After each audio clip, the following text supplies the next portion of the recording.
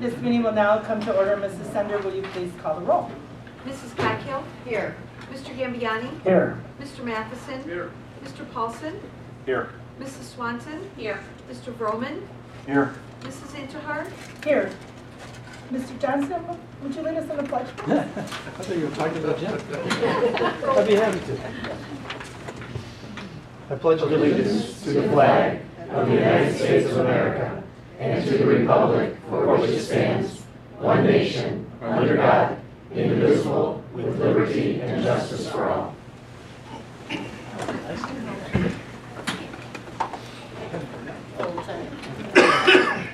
Our next item on the agenda is the superintendent's report.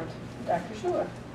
I have just two items under the superintendent report tonight. I don't usually even do a superintendent report necessarily with committee of the whole, but there were two things that I wanted to make sure that we shared tonight. One is that on Monday evening at Hubble Middle School, the PTA Council sponsored the Reflections ceremony, a great opportunity to bring and recognize a group of students from each of our elementary schools, each of our middle schools.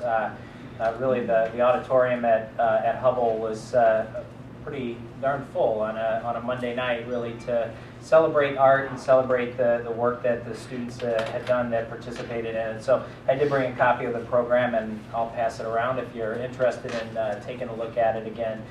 Thank you to the council. It was really a wonderful evening. And then the second thing that I have under my report tonight is that I'm going to actually turn over to a special guest to help in the superintendent report tonight. As the board well knows, one of the goals that the board set this year was to look at or maximize any opportunity for funding outside of the district, funding that would support certainly the operations, looking to maximize our partnerships with foundations, with any other grant funding organizations. And so tonight we have just a short update from the New 200 Foundation that wanted to talk to the board a little bit about some of what they've been doing lately. So I'm going to introduce Andy Johnson again, and Pamela Paulson's in the back too. Folks have been working really, really hard for the foundation. So thank you for that. And, welcome a couple thoughts on the foundation. Well, thank you very much for having us here. I'm Andy Johnson. If you want to add us to that too, not necessarily. But I'm here representing the New 200 Foundation with Pam Paulson. I'm new to the board, so Pam can certainly answer many more questions if you have any. But I did want to go through some things that are going on with the foundation. It is germane to your conversation tonight when you're talking about financial discussions. The New 200 Foundation, for those of you who aren't aware, and for anybody who may be listening at home, is a nonprofit foundation that strives to enrich the education for District 200 school students. It was created in 1992. It's a 501c3 organization. It's a nonprofit organization operated by a small board of parent and community members. It works in collaboration with the district. It is not a PTA. So what's the difference between a PTA and a foundation? Well, a PTA fosters relationships and strives to promote parent and teacher involvement at a school. And the foundation works to do that across the schools and to foster innovation. Over the past 5 years, the foundation has awarded nearly $32,000 in grants to teachers and schools for projects that would have not otherwise had a funding source. This year, 2014, it's been busy. We've expanded our volunteer base, but we need to expand it further. Contributed $3,000 to the purchase of web-based math practice programs for all the middle schools. Awarded $1,050 to support robotics courses. Awarded $1,500 to support entrepreneurship courses at Franklin Middle School. Developed a business partnership program called Renaissance Sponsors, and that's going to roll out in the next month or so, where we're trying to get more involvement from the community, because the foundation has been very dormant over the last 10 years or so. Launched several fundraising programs to support our school's Saturday Minecraft meetups, Amazon Smile, and a pizza tasting night. And in April, will coincide with the distinguished teacher awards that will be given them. STEM initiatives and new technology are very important areas that need funding. The following initiatives are things that we're looking forward to raising funds for and actively raising money over the course of the next year. $10,000 for online math programs, $10,000 for supplemental fiction and informational reading materials, $8,000 for parenting seminars dealing with social emotional learning and internet safety as the targeted topics. $6,000 we want to set aside to grant for teachers for new projects, innovative methods. $5,000 to increase technology in the schools. $5,000 for science equipment at the middle schools to support 21st century STEM initiatives. So that totals $42,000, and we're not there. We need your help. Recently, we initiated a principal survey. Many of the principals responded, and I think the Public Relations Department is going to resubmit that, try to get some more feedback. But we did get some great feedback from them as to what they would like to see above and beyond what you all are already funding for in their curriculum that could help expand and advance things here at District 200. We recently purchased 8 iPads for 22 students with special needs at Wheaton North in the Syracuse program, and this will help prepare them to live independently after graduation. We made great strides this year, and yet there's still a lot more that we can do to meet the demands of a rapidly evolving technology and curriculum. Everybody wants more. So tonight, I bring you two things to think about.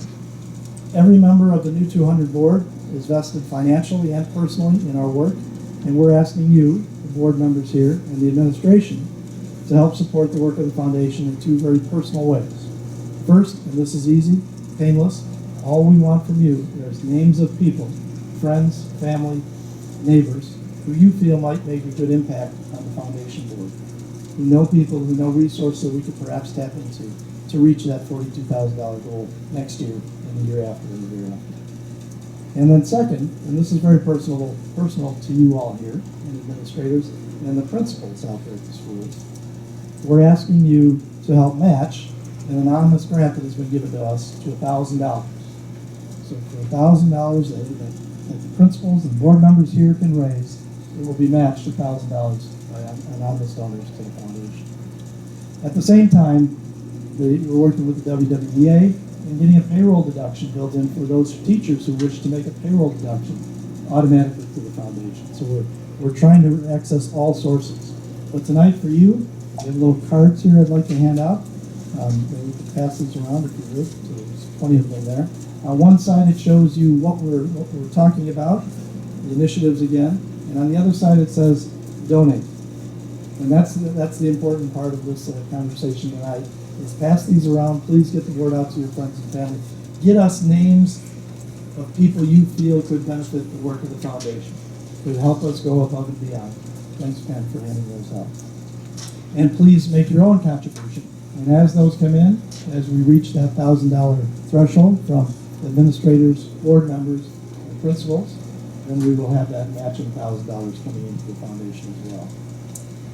So, I thank you very much for your support. We hope you'll take up our challenge. We hope you will help us renew the new 200 Foundation and advance the mission of District 200 to inspire, educate, challenge, and support our students to reach their highest levels of learning and personal development. So we thank you for your time tonight and look forward to your support.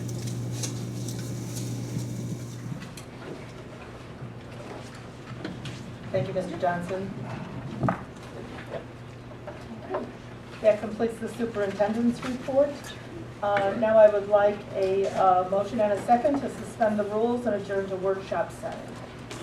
So moved. Moved by Mrs. Swanson, Second. seconded by Mr. Broman. Mrs. Sender, will you call the roll, please? Mrs. Swanson? Yes. Mr. Broman? Yes. Mr. Gambiani? Yes. Mrs. Coghill? Yes. Mr. Paulson? Yes. Mr. Matheson? Yes. Mrs. Intihar? Yes, we're now in workshop setting. Dr. Schuler. Yep. First item on our agenda this evening is Mr. Farley, who is going to share with the board an updated set of financial forecasts. So similar to, I think, what the board is used to seeing each year about this time. Actually, the couple months leading up to this, we've been gathering, inputting a lot of information that produces what tonight is the kind of the first look at the 5-year financial projection. So, Mr. Farley, turn it over to you. Thank you, Dr. Schuler.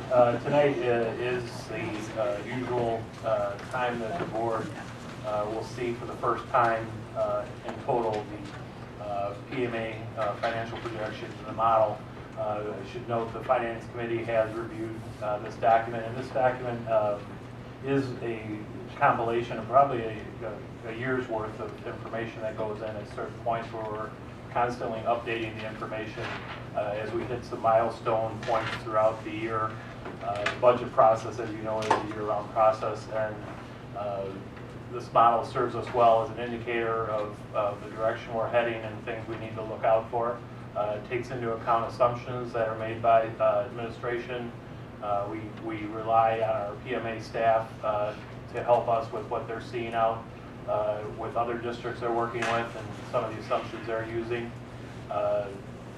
In an interesting anecdote, we just had to update our S&P, our Standard & Poor's rating for the year, and one of the questions that are now asked by them is, are you using the PMA model for your long-range forecasting? So obviously this program that we use carries a lot of weight if the rating agencies are asking a question as part of their yearly renewal. So I'm going to go through this first part rather quickly because I think the board is well aware. But we use this model for 5-year projected. We look 5 years back. We in the fall we start uploading the AFR, the budget, all the data that was recently received by the school district as part of that historical piece of the model and what we use as a jumping off point for our assumptions moving forward into this fiscal year, the upcoming fiscal year and beyond.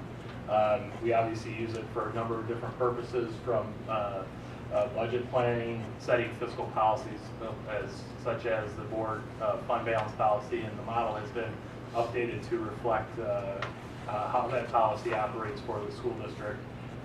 Gives us scenarios that we can run, look at at different revenue and expenditure assumptions, and run those scenarios and see how that impacts us not only for next year but years out, but 4 years out.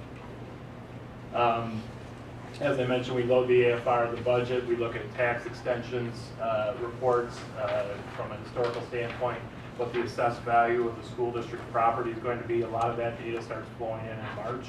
That's part of that ongoing process of updating the model. Obviously, as a people-driven business, salaries are the number one. Salaries and benefits are about 80% of what we do, so that obviously has a strong impact on where we're headed, enrollment, and then student to staffing ratios are also taken into account. This is just a quick marker that shows where we're receiving our revenue for our budget. Again, this is, I should point out, this chart is a little bit different from prior years when we adjusted the model to the new fund balance policy. IMRF fund is not counted in the calculation, similar to what is used by the state on the financial profile. So this is our ed O&M maintenance, operations maintenance, transportation, and working cash fund for the district on the revenue side. Obviously, revenue is driven, our largest source is property taxes, and the marker that really sets the tone, and this is something we just found out right before the holiday weekend, is this consumer price index.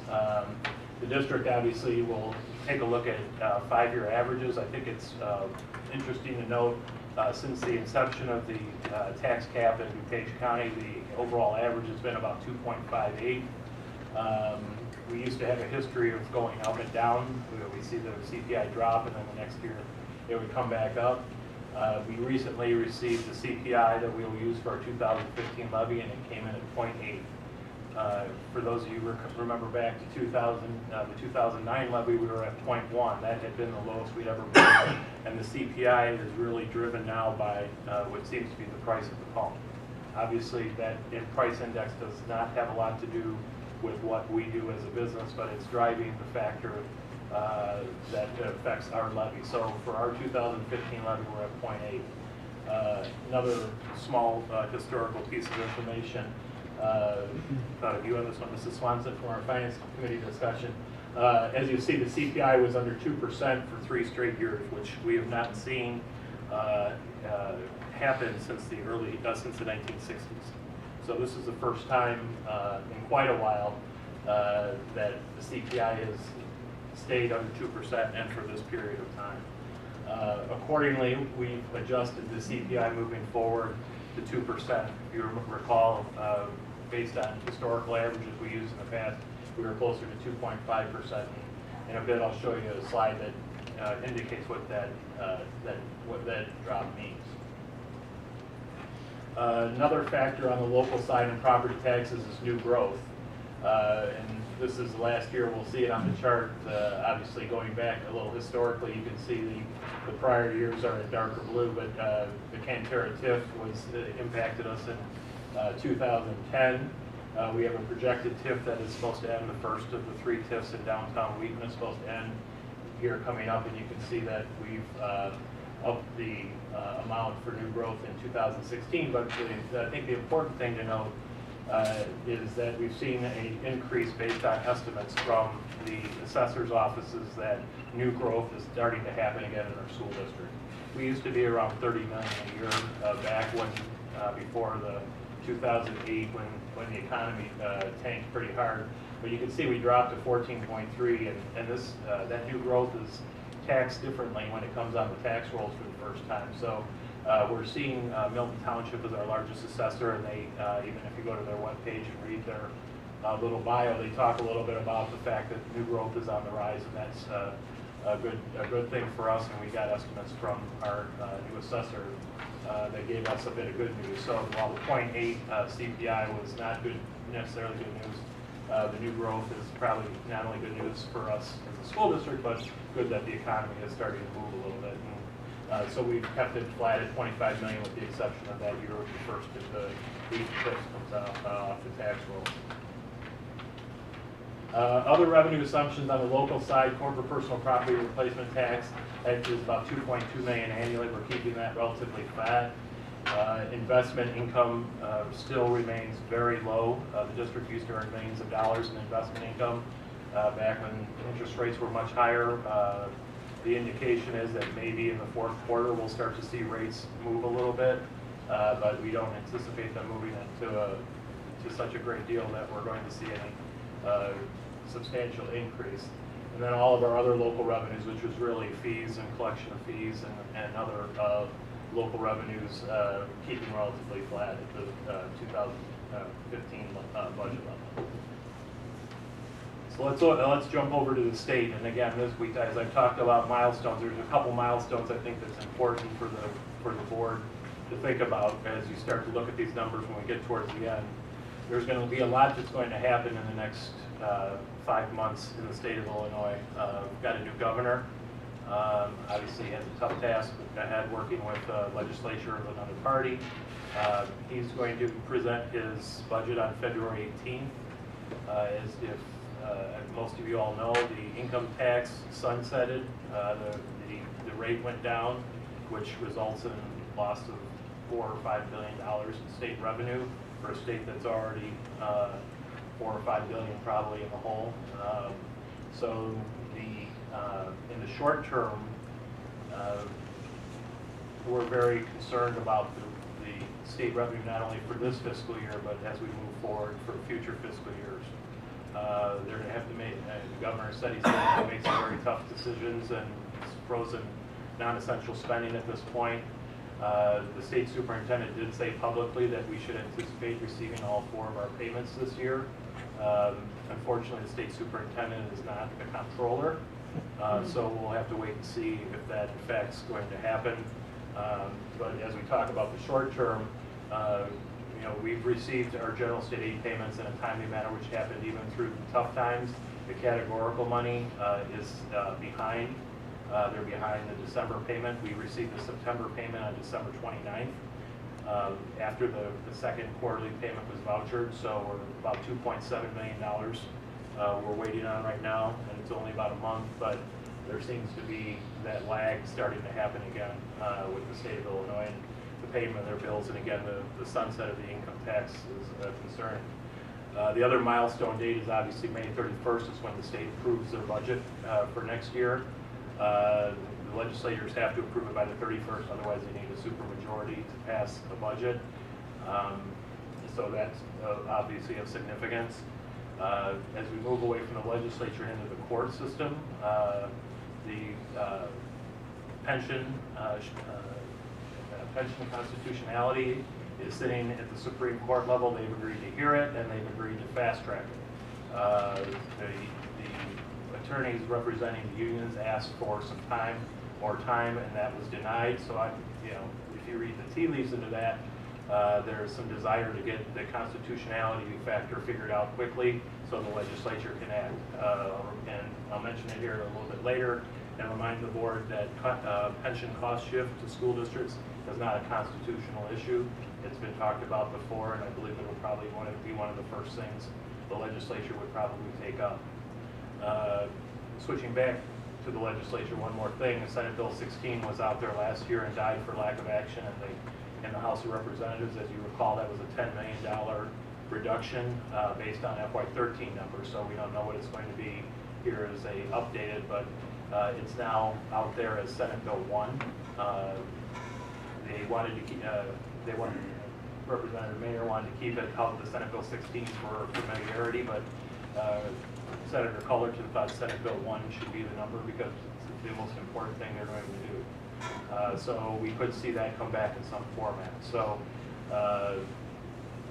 obviously these are all factors as we start to talk about state funding that are very concerning to us as a school district as we move forward. So don't mean to be a downer with as we talked about state funding, but I haven't been able to be very excited about state funding in the last 8 or 10 years anyway. General state aid, the state continues to prorate it at 89%. That was the number we used, had in the model in previous last couple of years, and we keep that number in there. Obviously not anticipating the board, or excuse me, the state doing anything with the foundation level, so we're keeping it at 89%. Keeps us in the alternate formula. We used to be in the foundation formula when they used to actually change the foundation level. So we don't anticipate much movement. I'll have a slide here in a minute that illustrates it. Other categoricals we're keeping at the current levels right now because we really don't know what's going to happen. We did have some money in the budget and the O&M for some state grants that were related to projects and the energy management work we were doing. So that's not an ongoing cost, so that was reduced out of the budget. And then at the federal level, we're keeping at the FY15 levels as well as we wait to hear what's going to happen at the federal level as well. So that's mostly the revenue side for the state, local, and federal. This is just an illustration of what we anticipate is going to happen with general state aid over the next 5 years. As you can see, it'll start to slowly decline a little bit. Some of that's a function of enrollment, but for the most part, it's just that reduction and that proration has on us. And most of that is propped up, the general state aid is propped up by the poverty grant portion of the state formula. If our poverty levels were lower, we'd see this number going down even more. So some sensitivity issues as I talked about different things. The CPI, we talk about the 2.5%. Every 1% on that CPI number equates to 1.3 million. If you recall back when we adopted the levy back in November, I gave you kind of a preview of what was happening with the CPI, and I think we were right around 1.3. So we dropped about 0.5% by the time we got to the final CPI number. So that equates to about $650,000 less than we were anticipating even back in November as gasoline prices were starting to drop. On the positive side, the new property growth, every 1 million that we receive is 46,000, so we're about 10 million over where we were last year, so that's another 460,000 of good news on that new property growth. And then our collection rate, which I should mention in DuPage County is always very good, but there have been a lot of appeals and people that haven't paid their, we usually receive about 99.8%. That number has fluctuated during, been a little bit more volatile during these times where we've dropped to like 99.6. So if we drop 0.2%, that's $250,000. So we monitor that collection rate as well. Then again, on the foundation level, it's only up there anecdotally. If every $100 they raise the foundation level, it equates to about 100,000. Obviously, we haven't seen that 6119 number move in 6 or 7 years. And then every 1% of proration is $72,000. So we're at 89% or 11%. So we're right around $800,000 that the state is not paying on general state aid to our school district and all school districts because they have to prorate the number down. I guess they feel better about leaving the foundation level flat and then prorating it, so it's not a reduction in the foundation level. But obviously that 89% has an impact, $800,000 for the school district.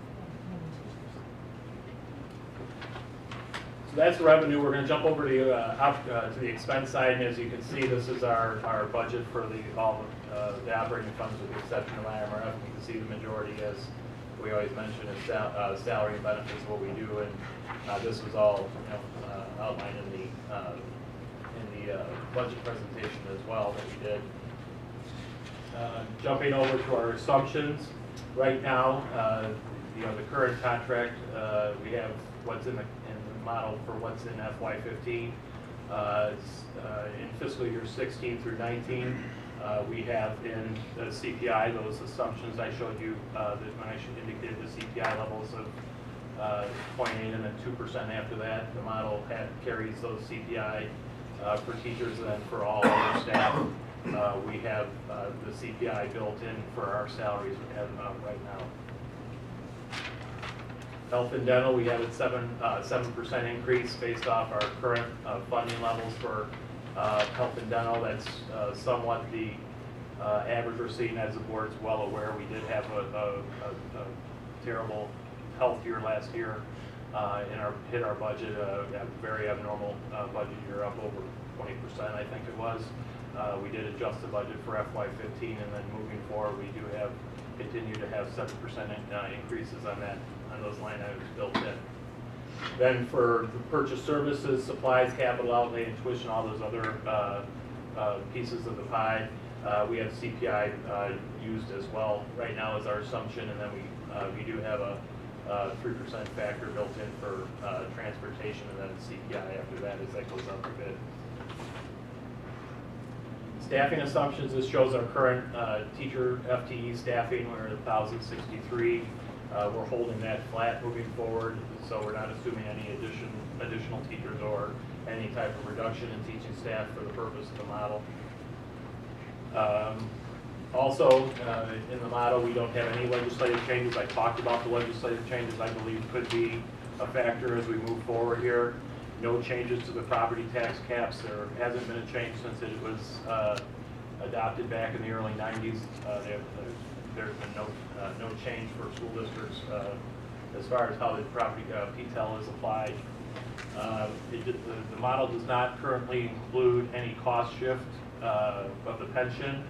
The cost shift that has been talked about, I think, that we're hearing is up to 8%, possibly 7 or 8% of all TRS certified staff, with a 0.5% build up each year. So half of that TRS certified staffing we have right now would equate to about $450,000 that could potentially be shifted over to our school district on an annual basis, with that compounding to $900,000 a year after, all the way up to 7 or 8%. That continues to be a fluid situation, obviously, that we're monitoring very closely. The model also takes into account all of our known retirements. We'll have a chart here in a second that illustrates our class of 2016 is a pretty large class of teachers. It is the last group that's going out under the previous contract's retirement plan for the 4 years. So that they're included, and then all those teachers are replaced. We place them back on the schedule at a BA24 step 3. We don't put them back in a BA1 because some folks we hire are going to be guidance counselors or specialty teachers that obviously are not BA teachers. They have to have their masters. So that's a good mixed midway point to kind of average it out for new staff, but we maintain that 1,063 number that I showed you in the prior chart. And then the current budget, hopefully, obviously, we want to come in at budget for this year. So this is a chart that summarizes all the data we've just gone through on both the revenue and expenditure side, and I think it's a couple of things I want to point out here. First, the good news, and again, it's prefaced with all the bad news I shared earlier, potential bad news that is coming. Right now, we're indicating that the overall budget for next year, with all the assumptions that we use, we have a slightly positive budget of about $239,000. That number is slightly different from what the Finance Committee saw, because at the time we didn't have the CPI when we met, and we've indicated the new CPI for the next fiscal year. But again, we plugged it in for the levy year, but the levy year and budget year don't always match up. So that number is slightly different than you saw last time, but we made the assumption change with the CPI of 0.8%. And then moving forward, you can see after the class of 16 goes out, we do see positive operating balances on this upper line right here, that line. You'll see that we do show positive balances moving forward. With the impact of 2017, really seeing the impact of 60 or so staff members retiring, and obviously bringing in staff at lesser amounts. You'll notice under that line, there's a red number, that $9.8 million. That was the working cash bonds that were done. That the bonds were issued last year that we moved over in this fiscal year to cover costs of the projects that we did. I think we touched almost every school this past summer with some type of project. Another thing I want to mention also is in this bottom line here is the fund balance, and the board's mindful of their fund balance policy. The model's been reflected to match up with the fund balance policy of the school board, and you'll see that we stay within that 25 to 40% range that's in our fund balance. A couple items on this chart that we haven't changed yet, but we did ask the question, is the ability to pull out specific line items for technology spending. That is possible. I did check that with PMA. We're not able to do that quickly. There is some modifications we have to do to the program to make that work, and I've talked to Mike Francis, our PMA rep, and that is something we can do. Mike's attending, I think, 3 or 4 board meetings a week doing this similar presentation, so he's in his busy time right now as the CPI just came out. So, but we do plan on looking at that. The other item that we did talk about at the Finance Committee is some type of dedication of capital projects in our buildings, trying to allocate funding to do work, continue to do work in our buildings. As the board is aware of our capital facilities plan, there's a number of items on that list that need to be addressed, and obviously we need to look at some of our ability with fund balance and such to do some work in our schools. So those were 2 items I know that the Finance Committee board members also mentioned, and we'll look to find ways to illustrate that on this chart a little bit more defined, so it stands out and illustrates to the community what our efforts are. This is a chart that the red line indicates our fund balance, overall fund balance of the school district. The blue line illustrates, as the board I think recalls, our low point of the year, usually towards the end of May. Worth noting again, this assumes that the state is making their payments in a timely manner. So obviously it's subject to some fluctuation if the state gets far behind or were to eliminate payments altogether. Again, that's another concern I tend to have. I was a little somewhat excited to hear that the state superintendent believes we'll get all 4 of our payments. Again, I'm not the comptroller, but if we do get that's obviously a bit of good news. He didn't say when we get them. It could be 2018, who knows, but he did say that we get them, and the indications seem to be that we would be getting them this year. So that illustrates that we aren't, when we go below that, below 0, and that number gets negative, that's when we get into a situation where we have to do some short-term borrowing. So as it stands right now, this chart looks pretty good. But again, there's a lot of information that's going to be coming as we start to build the budget with our schools, with our departments and staff that are going to impact that, as well as obviously we completed a bargaining agreement last year. We have a bargaining agreement coming up for next year. So there's those factors that come into play as well. But I would say that the state implications at the state level are probably the most concerning right now. This indicates our financial profile. As you can see, for 2014, we did drop down because The health costs dropped us into a negative situation with our overall operating budget for the year. But if we can correct ourselves, which we've done here, hopefully for 2015 moving forward, we can stay in that financial recognition standpoint. But we did have, obviously, a blip after a couple years of being in the financial recognition score. And obviously came from the early warning not too long ago in 2010 as we were adjusting to a lot of changes in funding and expenditures. I ran through that really quickly, I think. So I will entertain questions. I don't know if either member of the Finance Committee has any comments before we jump into it. Yeah, I'd say, well, first of all, thank you. First of all, thank you so much for always a great presentation, great work. And just to remind people that when we looked at this same thing last year, we saw, again, deficit numbers going across the board pretty much there.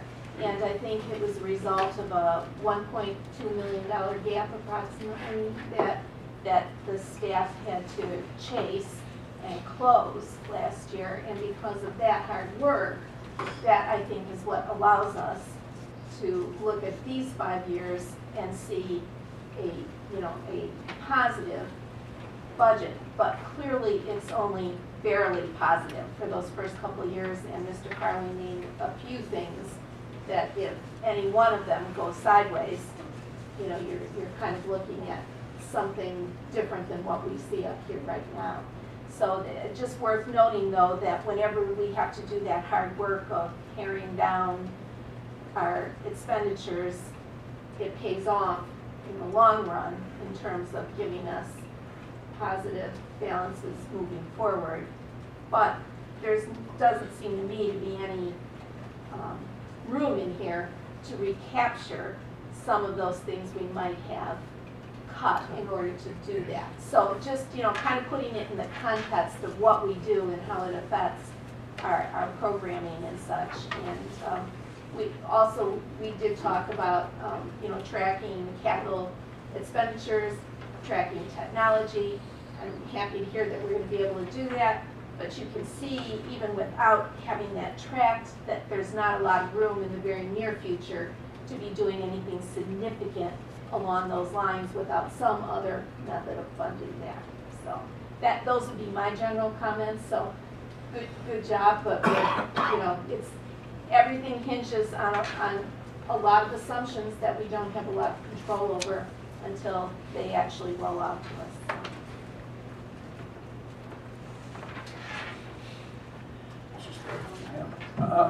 This is mine. I just wanted to comment on a few things, kind of an overview of what we're talking about here. Number one is that, we've got, numerous assumptions in here. And just some of those basic assumptions that are in there is that because leading into our conversation we're going to have shortly, we have no fundamental building maintenance or significant building maintenance costs anywhere in these budgets. No. Okay. And technology is funded at its status quo level? Yes. So there's no enhancement of technology costs? Normal level plus CPI, which is obviously... Okay, so those are two big issues as we look at the next phase of our conversation. Another issue I think that, I want to point out, probably if I look at this overall budget, if we, the projection fundamentally is showing what I'll call revenue over expenditures over the next, starting in 2017, I guess it would be. And it's purely predicated on the retirements. And if I think you said 60 teachers, and if you think in terms of rehiring or cost differential, in terms of 50,000 a teacher, 60 teachers is $3 million, which is basically that swing where that revenue comes. So fundamentally, this entire change in status is predicated on the change in the number of retirees, and that's one big bubble coming up. Yes. Okay. Okay. One of the concerns I have about new growth, do we typically get new students? I mean, we're not a commercial-based assessed valuation community. So typically, if we have $50 and $100 million of new growth, it brings students as well. Is that a fair assumption? Yes, it can. Okay. All right. One other concern I had is about special ed costs. I think they tend to increase over CPI, or have been, at any rate. And I think we had them at CPI, is that correct? Yes. Okay. So in those, if I look back on the other objects is about 4% of our costs. That, a goodly portion of that 4% is tuition, is it not? Yes. For out-of-district special ed needs as well? Okay.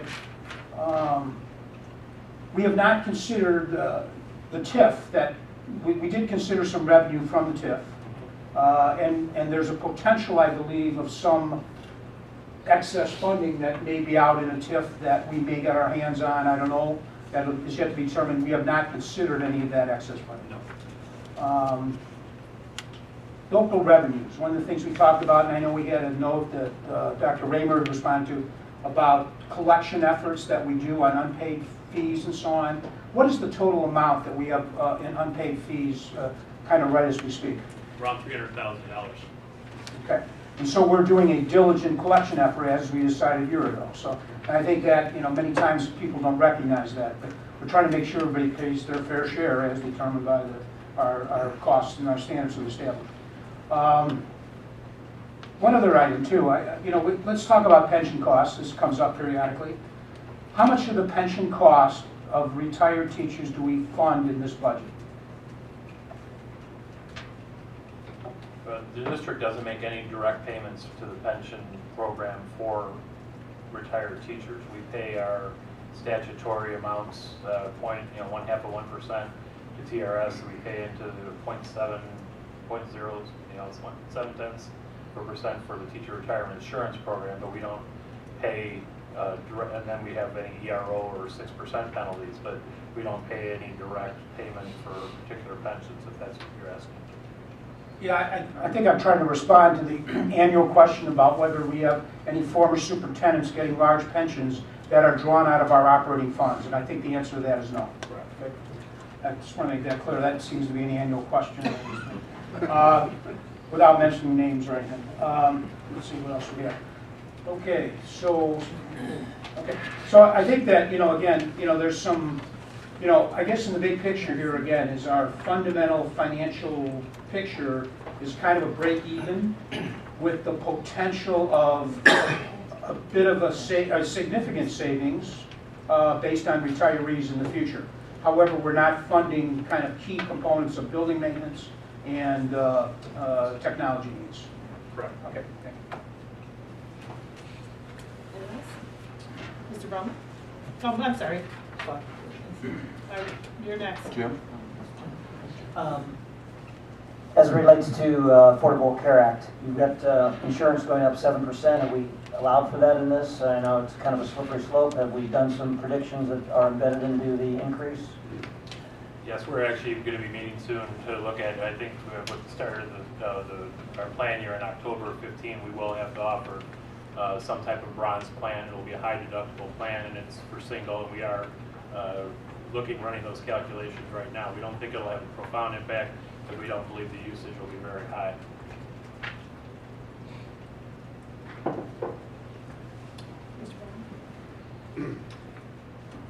Yeah, I believe I have about 3 questions, Bill. Jim brought up, and correctly so, since some of the projections are based upon new growth in our district here, that may mean additional enrollment for us. Do you project, or is there any consideration for us to revise or amend the demographic study that we had done a couple of years ago to reflect that, or was that already incorporated, or is a large part of this new growth really for families that maybe are moving in without children? It's some of that. The demographers will say every 3 to 5 years we should probably do an update. They obviously, when Dr. Catharta comes out, talks to the local municipalities about what new growth's out there. New growth can constitute obviously commercial, so that's one thing. New growth can constitute probably what you're seeing over at Hubble with a lot of townhomes with first floor masters that are probably catering to a different clientele of baby boomers, that type of thing. We're seeing some of that type of housing going on, but We do have that, we do have an enrollment, we do put Dr. Casetta's numbers into the model, and he's obviously taken into account, you know, a lot of the new housing that we're seeing now. Things will pop up from time to time. There, you know, north of Sandburg School, there's going to be some homes going in there, and there seems to be some development popping out of places you didn't know were going to pop. So we do continue to monitor that and work with our cities to try and understand what type of housing is going to go in, who it's going to cater to, and what the impact of those children will be. But the demographer takes into account those enrollment patterns. Thanks, Bill. The other question I have is that the Engage 200 recommendations included with respect to student achievement curricula, perhaps hiring additional staff for interventions, certainly more expenditures for professional development, or at least enhanced professional development, and some other programs along that nature. I take it our budget projections for the next 5 years don't include expenditures for those recommendations. Is that correct? Was that a yes? Yes, I'm sorry. I'm not sure the camera got your head nod, so I wanted you to say it. Sorry. Yes. Anybody else? Just, I'm sorry, Mr. just one simple question. I remember last year when CPI came in at 1.5%, there was a period of cost expenditure adjustment to align with the new revenue. Now one would think that with 0.8% we'd be going through the same thing. Is that what we have ahead of us? Are we able to accommodate that in different ways? We do have, you know, some of our contracts, our big contracts, service contracts are tied into CPI, so with our custodial outsourcing and some of those. But yeah, we do have to make some, we're going to have to make some adjustments here moving forward to try and adapt to that, you know, that overall cost. Where it's going to be less than $1 million spread across the entire district for that levy year. So it's obviously, we are going to have to make some adjustments.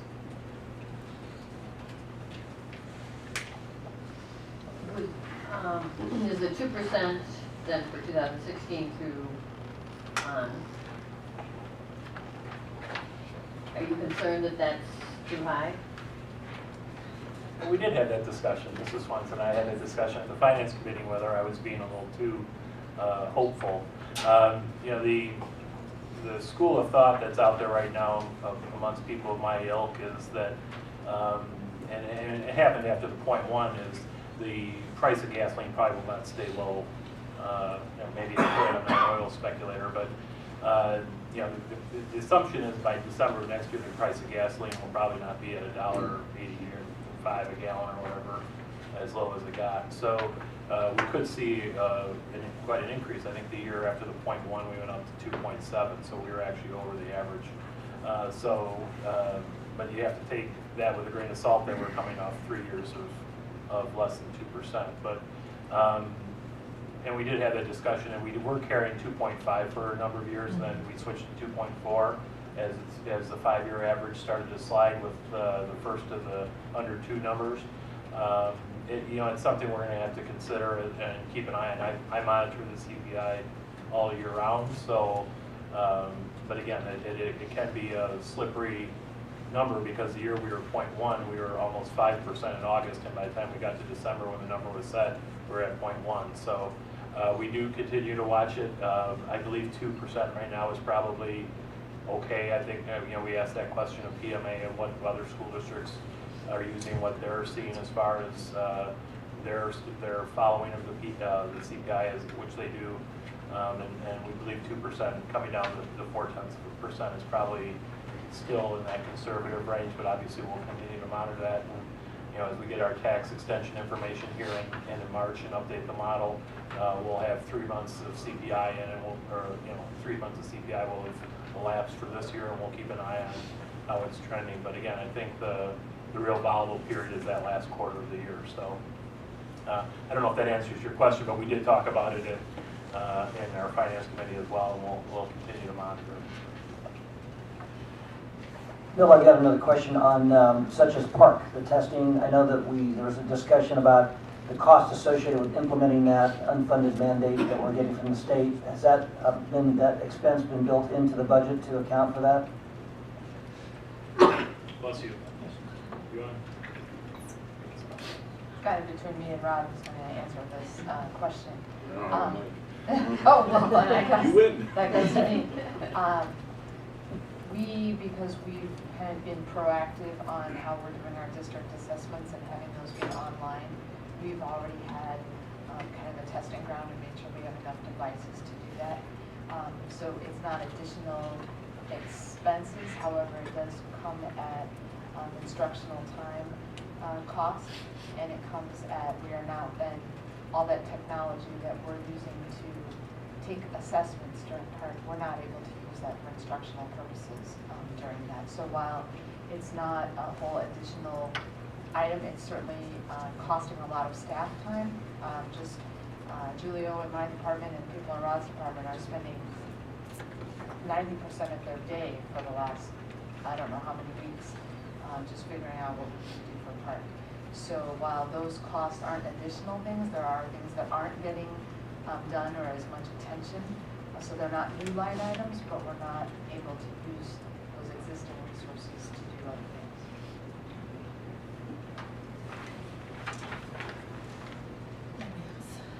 I have one comment. Just to clarify, is one other thing too. We've talked about the Senate Bill 16 and Senate Bill 1 now. And when I look at the chart that you had put in here about operating fund revenues, you talked about general state aid, and you talked about other state aid. Okay, and I believe we were, if I look at those two numbers, one is about 4%, 4.2%, and the other state aid is about 7.5%.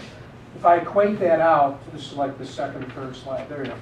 So those two about, give or take 12% of the total, 12% of that total is about $20 million, I would guess, 18 million. 17 million, okay. So we've been exposed, or the implication was that if Senate Bill 16 had passed, we would have lost about half of that number.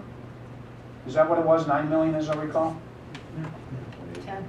Yeah, we were going to lose 10 million of an exposed 12 million of risk. Because the state special ed transportation was not part of the equation, and some other state funding was pulled out of it. But yeah, we were going to lose $10 million. Okay, so that 10 million, I mean, a good chunk of that was what we'll call the general state aid then. Well, in fairness, they were going to combine the general state aid pool of money as well as the categorical money, save the special ed trans and a few of the other categorical funds. But for the most part, it was going to be, they were combining them, and then we were being drastically reduced. Okay, for a point of clarification, what does categorical mean? Categorical funding is really funding tied to specialized programs, special ed, transportation, bilingual. We get some driver ed money there. I mean, it's separate from the general state aid formula.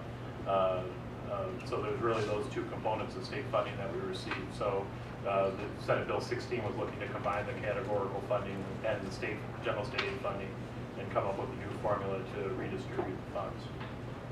So in perspective, if we approach anywhere near those $10 million, we have no offset revenue.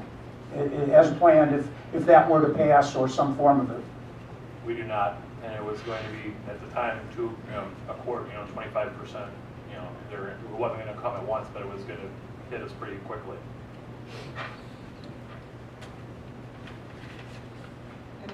Any other questions? Comments? Actually, most of my questions were answered, so thank you all for thinking of those questions.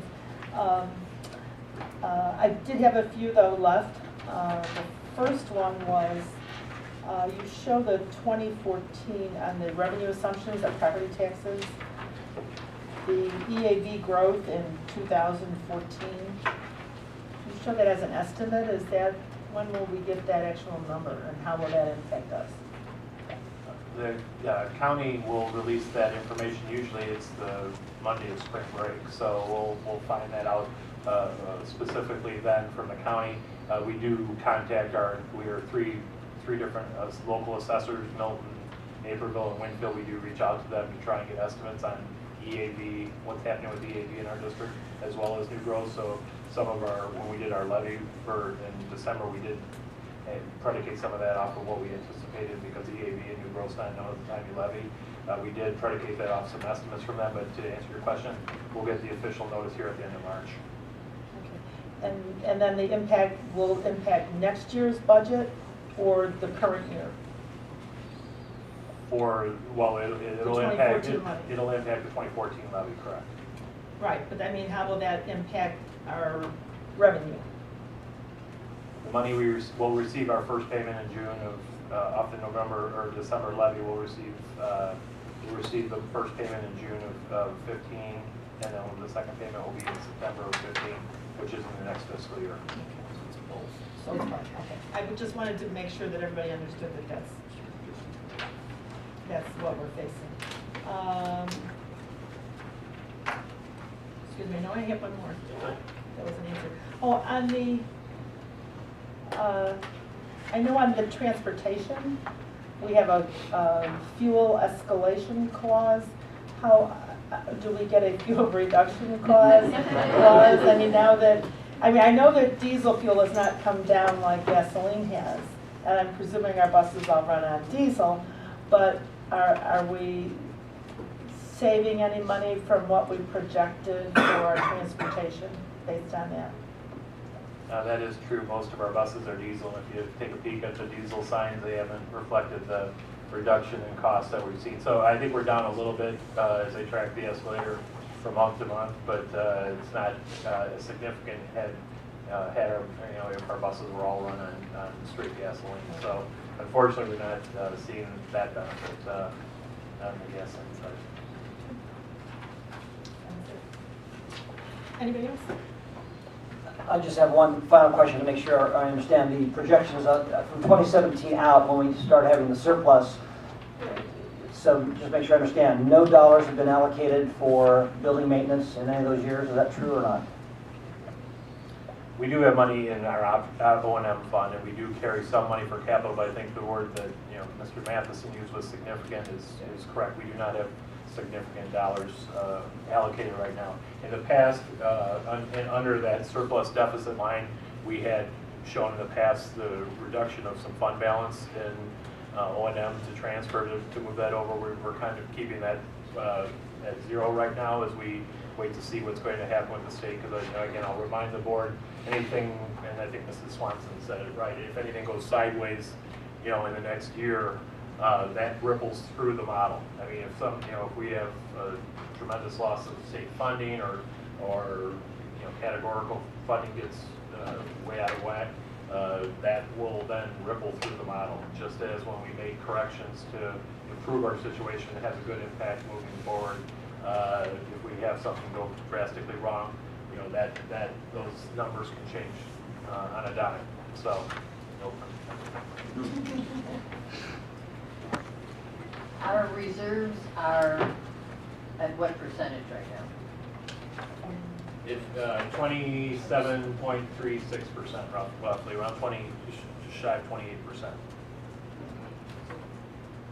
And that was better than, didn't we want 25 or? 25 to 40. Yeah. The board range is 25 to 40.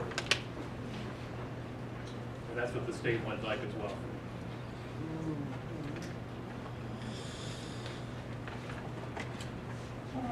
I just feel the need to clarify because we've been talking about this building maintenance, and I just want to make sure for people who are just listening in on this discussion that we're really clear about this.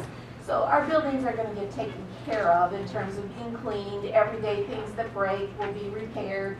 What we're talking about is really sort of capital, ongoing capital refreshment or improvements, such as new roofs or new parking lots, those sorts of things that will be happening in our next discussion is what we'll be talking about. So I know we all know that, but I just felt the need to articulate that for anybody who might be listening to this discussion for the first time. Thank you. I think that's important.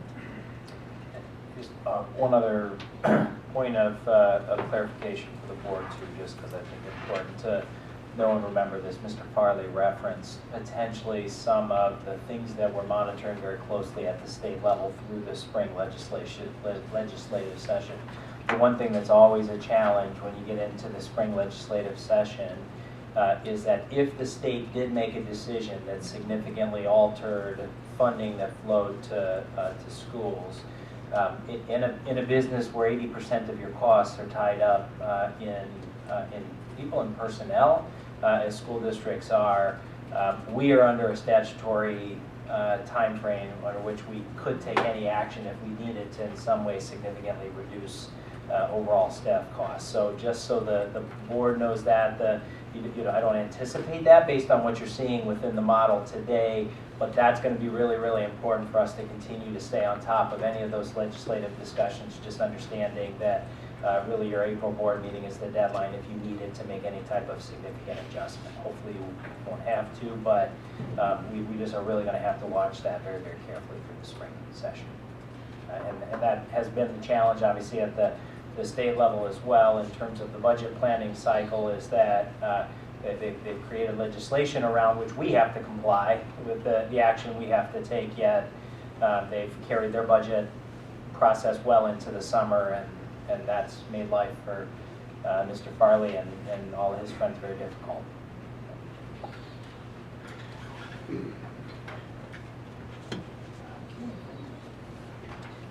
Alrighty, well, look.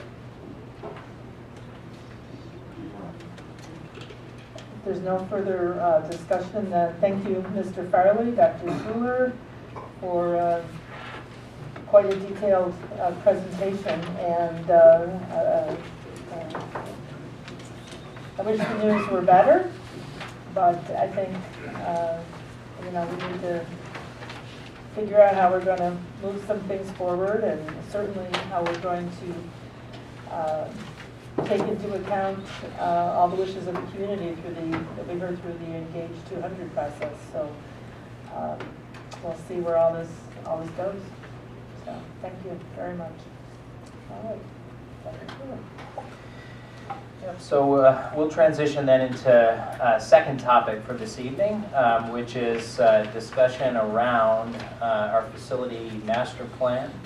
I want to send a quick thank you to the facility committee, who has met several times in preparation for the discussion tonight, to review and prepare some of the materials that are in front of the board, as well as to I think kind of outline the discussion that we need to go through. You should have in your green folder a kind of a 2-page front back memo that really is going to outline for us kind of the background that I think we need to have for the discussion tonight, and then really on the back of it we'll outline kind of the decision point tonight in terms of some key direction, or at least some discussion we need to have to kind of help us to set some direction at the board. And so I'm going to spend just a few minutes on the, I guess, one side of the piece of paper, which is kind of intended to lay a little bit of groundwork around kind of this concept of the master facility plan. When the board set goals for this year, one of your goals was clearly in the area of developing a facility master plan. And again, just for clarification, I think Mrs. Swanson mentioned a few minutes ago, the board has had now for a while a capital facilities document. I think the capital facilities document is probably what you would categorize as kind of the physical conditions of your building. So I think a very detailed plan that really maps out candidly over the next 10 years what's the work that's in front of the board simply to keep up with the physical conditions of current buildings. So to make sure that all the mechanical systems are operating, adjusted as needed, to make sure that your roofing structures are attended to at the point in which they need to, some of the physical conditions inside of the building. So it does not, the current capital facilities document does not deal with enhancements to facilities, so it doesn't deal with adjustments that may need to be made to redesign spaces for new educational purposes, just simply maps out for the board what are the physical conditions of the document. So you've had that, but I think really the goal this year was to broaden out that document truly into a broader master facility plan, and that really carries with it 3 focal areas for the board to consider. The first being what I just described. That's the physical condition and kind of deferred maintenance structure. One of the things that we've And we've kind of mapped out or worked on with that we intend to bring in front of the board. As the board might remember, that physical conditions document was laid out so that you had things in basically like 3 sort of year spans. So you had needs that needed to be taken care of in the next 1 to 3 years, needs in 4 to 7, 8 years. Thank you. I'm glad you're sitting facing me. And then kind of beyond that 8-year time span. So one of the things that we wanted to do really with Focus Area 1 this year, and we're working on currently right now, is to take that 1 to 3 year span and really break it out into almost kind of an annual planned maintenance cycle for the board. So that 1 to 3 year span is kind of it's kind of a broad span. I think the board needs to understand candidly what you need to plan for budget for each of the next 3 years. So it's kind of building out priorities within the 1 to 3 year span.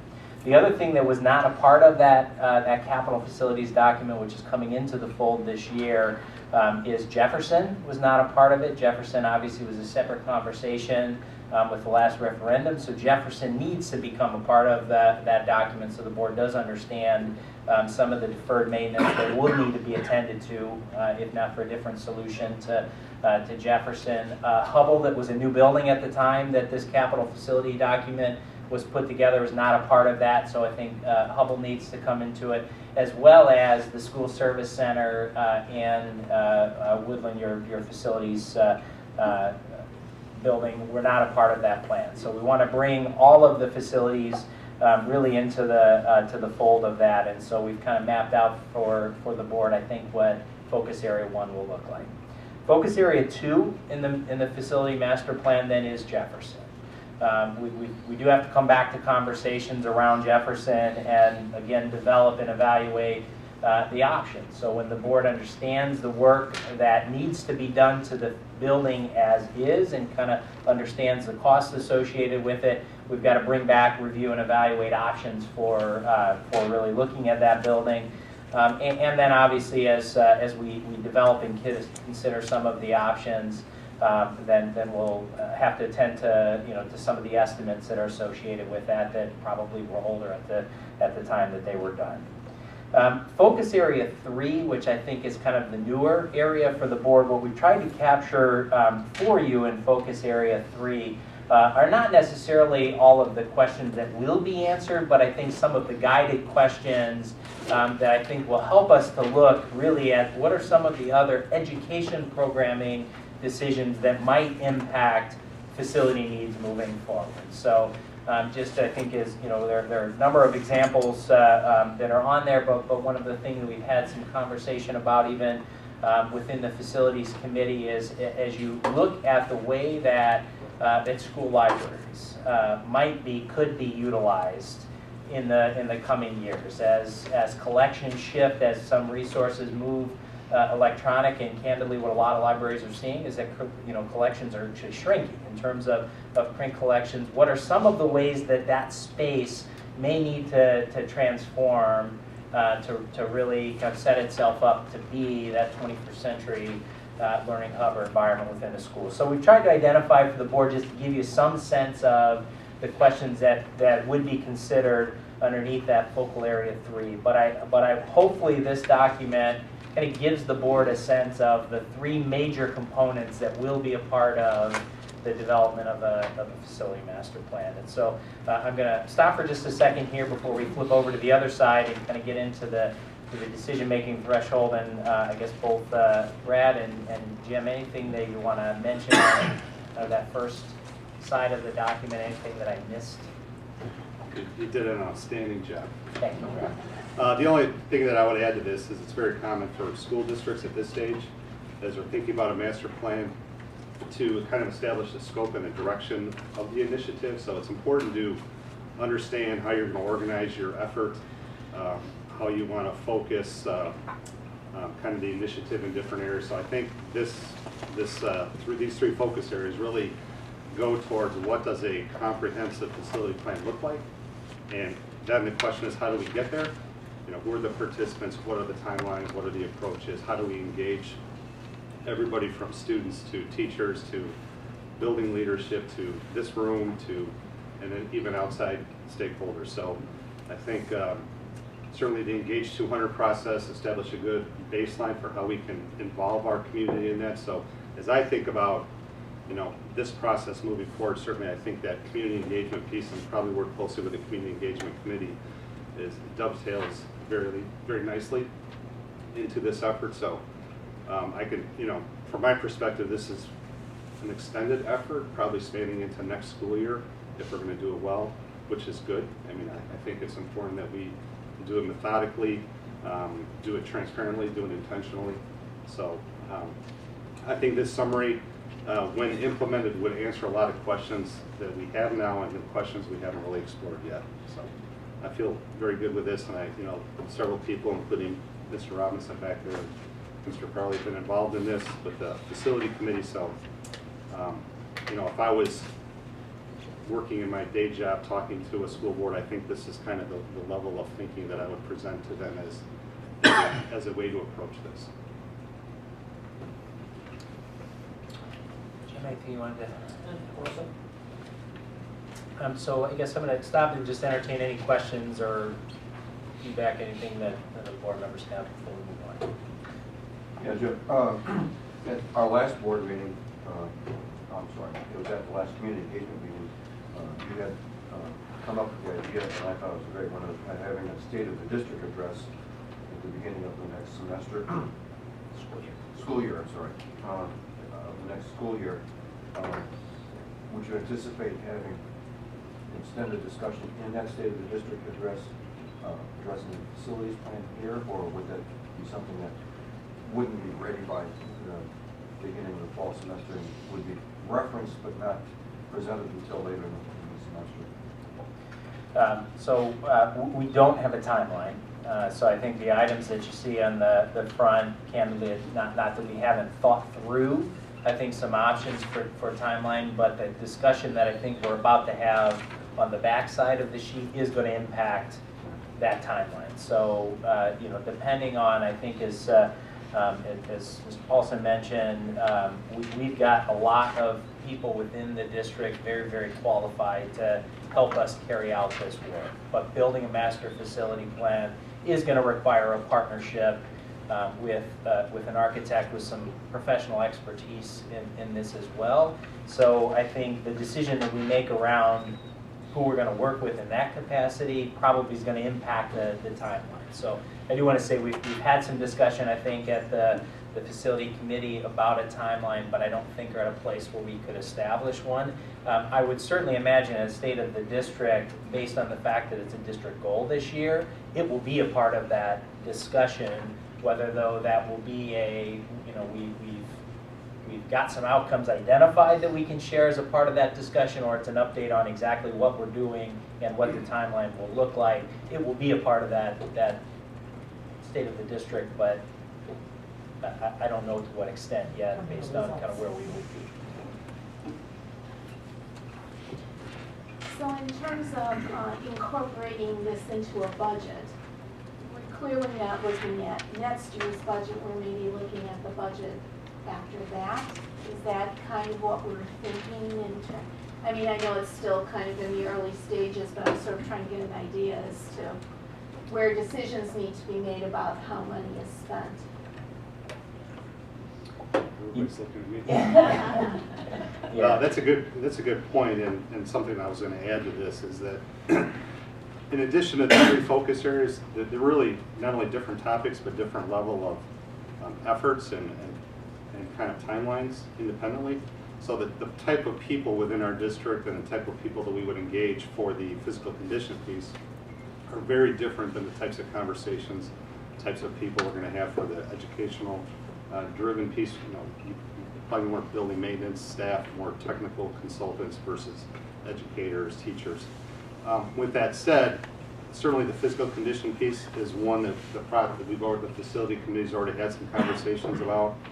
It's really just updating and adding some additional information. So I think it is conceivable that that first focus area could begin to get into some budget assumptions starting this summer and in a few years going forward. That might give us some direction in terms of budgeting and immediate needs, but I think in terms of a comprehensive master plan, as the other two focus areas come into the fold, it would give us a more comprehensive look that we could update in following years.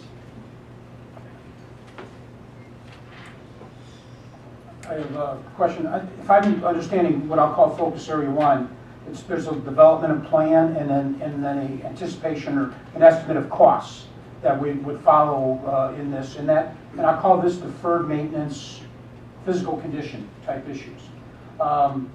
This last year, we borrowed $10 million in working cash bonds to catch up with deferred maintenance, which I believe were some of the immediate needs.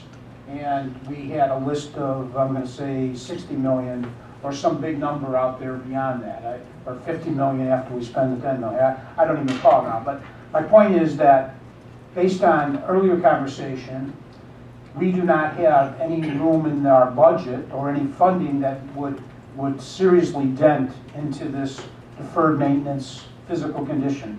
Is that a fair statement? Or, I mean, if it is, I'm kind of amazed, and if it isn't, you know, how do we anticipate addressing these issues? I mean, we're going to go out and incur costs of studies, come up with plans. What does choice be if it's not within the operating budget? Yeah, I think, Jim, that's a fair question, and I guess so one thing to note is that I think we need to understand exactly what the number and the kind of the yearly priorities look like for that. I think the first decision that the board is going to have to make as you look at budget planning is what portion of that can you accommodate, can you plan for out of your existing and projected operational expenses.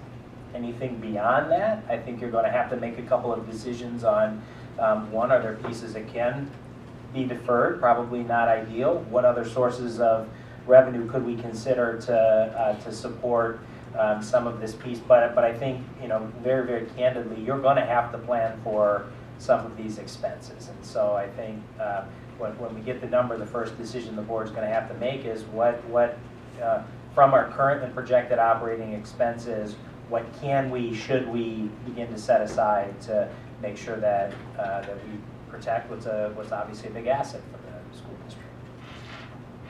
These type of items, I mean, knowing the state's funding and so on, typically these are not grant type items. There's no source there at that level. So in the absence of new 200 raising $50 million, you may not be, not be able to do this. So no, I'm saying, but so I just want to make sure I understand that we're not.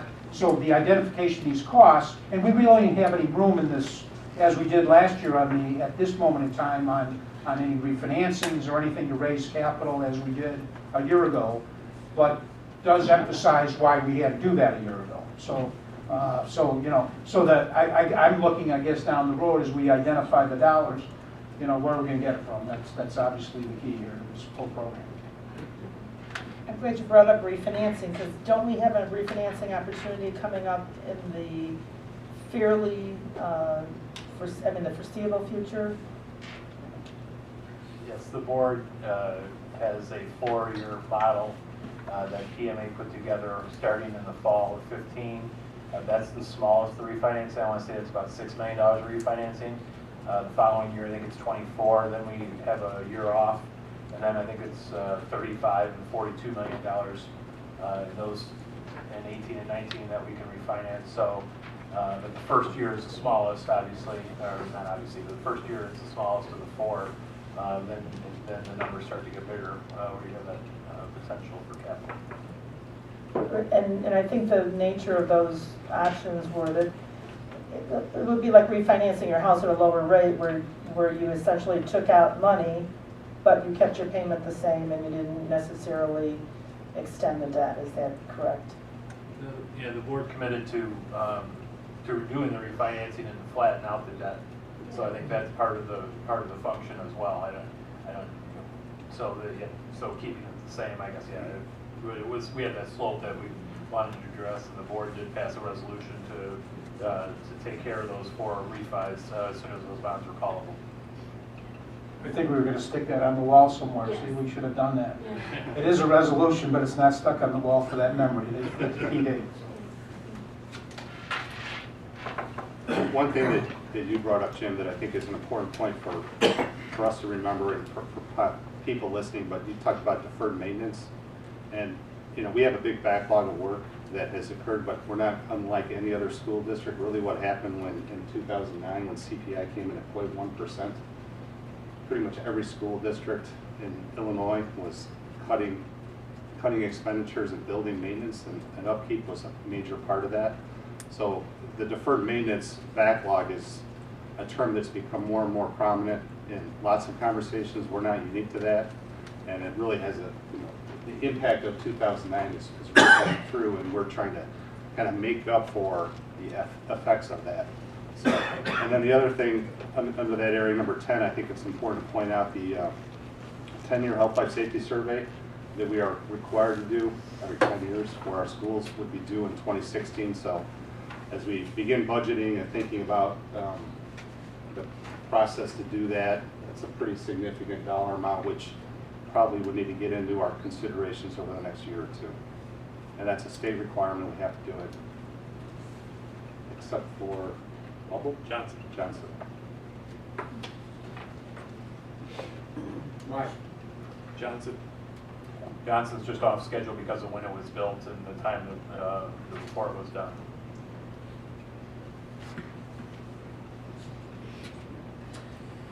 How much do those things cost, those HLS, the 10-year?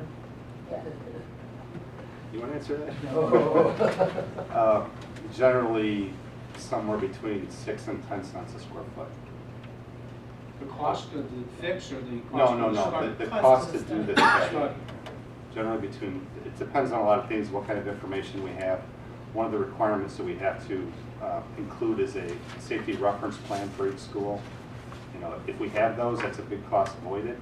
If we don't have those, we're going to have to add that to that 6 to 10 cents. But that's That sounds like a little. What's that little mean in real numbers? Yeah, I can't do the math that fast. it's 10 cents. 10 cents? Yeah, well, we have we have around 2.5 million square feet. You know, I think you remember from the community engagement discussion, we're just under probably the John Hancock as far as size of under roof on our school district. 230,000. Yeah. Thank you. When did that come into effect? Have we done that since? 2006. I don't think we paid as much. Yeah. And I think we have some of the data. We did a lot, Okay, some of it in-house. all right. It could be a conversation for the backside of this page. Okay, okay. So let's go ahead and move on then to the back side. Oh, go ahead. How about our maker spaces? I didn't recognize that term. The hottest new trend. Oh, excuse me. It's those are spaces that combine STEM, art, kind of engage students in doing work that they might typically do in traditional science labs, traditional art classrooms. It's more active, it's more collaborative. And I think there was a presentation or a conference a bunch of superintendents went to in California recently, and everybody was coming back talking about makerspaces. One other item, it sounds like we're going to flip to the back side of the schedule. Yep. Before we do that, focus area 2, future of Jefferson Elementary Childhood Center. Do we have a time or a date in which we will begin those discussions? I would see that as a significant issue. I would also see that what I'll call focus area 3 is really more of a fundamental change in the delivery and the structure of the buildings that we deliver in. And that probably would take on a clearly a different approach in general. Item 2, though, I'd like to, this has been floating around for a while, and I guess, I'd like to say we're going to approach this at some time, next year, or 2 years from now, tomorrow. I'd like to get some feel for that. Yep, so I think as soon as you answer the question on the back side of the piece of paper collectively as a board, I can give you an answer to that. Truly, I think as soon as we know who it is that we're going to work with, I think answering focus area 2 isn't like a 2-year off plan. I think it's something we will begin working on as soon as we know who we're going to work with for that. Can I just ask if of these 3 focus areas, in this year, or when do you think you're gonna march through them all? Is it gonna take a couple years, or 1 year? And, because the 3rd one is gonna have to be with, teachers and administration, and it's not as, it's gonna have dollars and cents attached to it, but it's gonna be a lot of work to see what that looks like, I would think. You're probably talking 8 to 12 months, depending on how much you want to engage the community as part of that process, which I believe we should do in terms of creating the plan, helping create the plan. So that's the general time frame. I mean, I'm guessing that. Just looking at all 3 of these things, I'm thinking this is really the meat of this is what's going to take the most time. And 1, it was almost done, really. 2, it's refreshing probably, and maybe give us some new ideas. But that focus area 3 will be time consuming. I agree. I mean, in this area, there's been a lot of, research, thinking about, how facilities impact education and teaching and learning. So I think that process and the kind of conversation we have with a lot of the stakeholders is going to be a meaty conversation, a critical conversation to kind of develop a plan for the future. And it ties into things like the FIT committee, it ties into next generation science standards, which we haven't talked about here. Yeah, it ties into our teaching and learning committees, and it crosses, it supports out everything we do. Any other questions on side 1? All right, are we ready to move to side 2? We are. Good, show. I'm side 2. Before I get into the options and talk a little bit about what's involved, I think because it comes up quite a bit in those options, I want to talk a little bit about the process of selection. Going back to May of 2011, I believe it was, the newly seated Board of Education had a conversation about had to accept our architects, auditors, and lawyers, and out of that discussion grew a desire to review all of those and go through a selection process for those, and we've done 2 of those, and the last one would be the architectural, and I think it's important to understand that this selection process, if were we to go through it, is a different process from the 2 we previously went through. It's called a QBS, or a quality-based selection process. So the district has gone, I should say, the district has gone through this before for architectural services. We've done it for CM services, which is a little bit different. But remind the district that at a time 20 years ago, we had 2 architects. We had gone through a selection process. We had our incumbent Archon, and then we chose Leggett as a second architect. And we carried a couple architects for a while. Then we went through another quality-based selection program plan, and we went when Archon was dropped, and we went to Leggett and Green, who was involved in a lot of the building renovations and additions. They were involved in Longfellow. Green was at Longfellow, Hawthorne, other schools, but they were involved in that. And then we went through a review then when we did the high schools as well. It wasn't a QBS, but we did go through a process of review as far as what we were going to do for our high schools. So I guess the meat of what I'm trying to say here is this process is a little different because the key factor is you are making the selection based on the quality of the architects as part of the review process. You can't ask them for funding or what the costs are up front. You negotiate that once the board has made a decision who the committee has decided to go with. Then you start to negotiate price with them. If it's not something you can live with, then you can move to the next vendor. But I think that's the important piece. I think it's the community and the board need to understand that this is a different animal from even a straight bid or an RFQ or RFP process. So, but the district would put out an QBS document requesting architects to provide information to the school district, get it back to us. We have a committee narrow that down to 3 or 5 firms and bring them in, similar to what we did with the attorneys, and went through that process as far as interviewing and that, and then we would get to that ranked order of potential candidates to move forward with. So what I'm going to do now, that's kind of the process. I'd like to walk through the 3 options that the facility committee discussed as part of the process. And option 1 is really not to go through a QBS process. We do have, Leggett is obviously our current architect, has served the district very well, but we haven't asked them to do looking at the phase that talks about a master facility plan. We've never really asked them to do that. They did assist us, obviously, with our capital facilities plan, but obviously the master overarching plan is a different animal, so that's something that we haven't asked of our current architects to do. So we could stay with them, negotiate with them to come up with a master facility plan and what that would cost, and then talk to them and work with them also on focus areas 2 and 3, which is Jefferson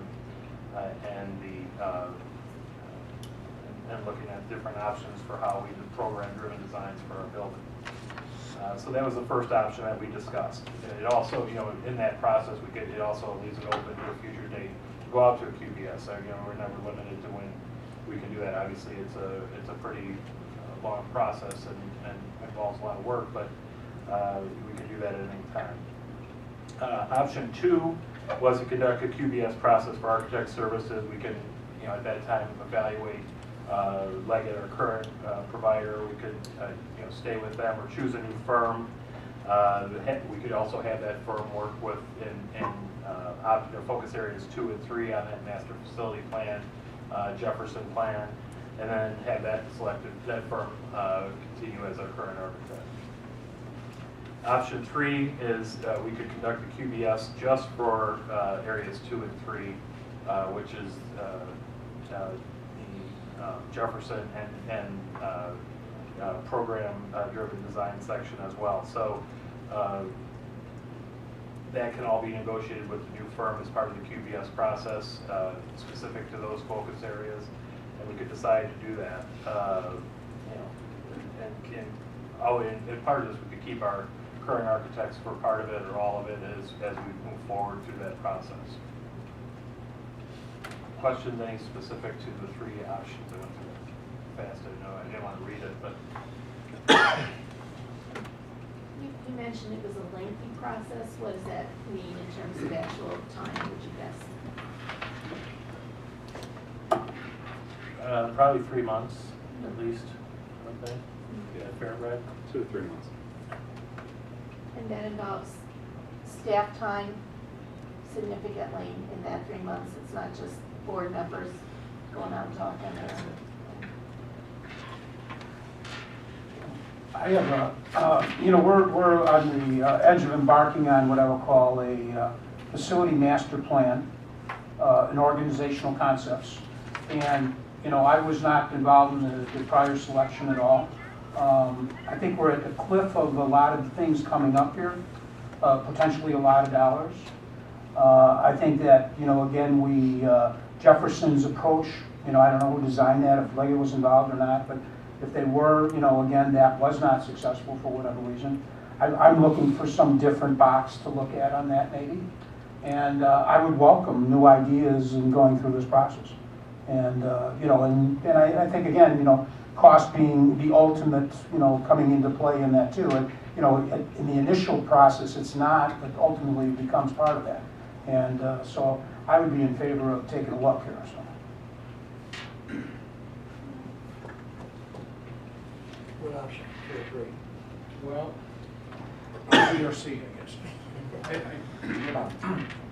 I invite Joanne to chime in as well to the extent she wants to. I was on the facilities committee 2 years ago when we focused on Jefferson and worked with Leggett. I share to some extent your views, Jim, but I want to make sure that everybody understands that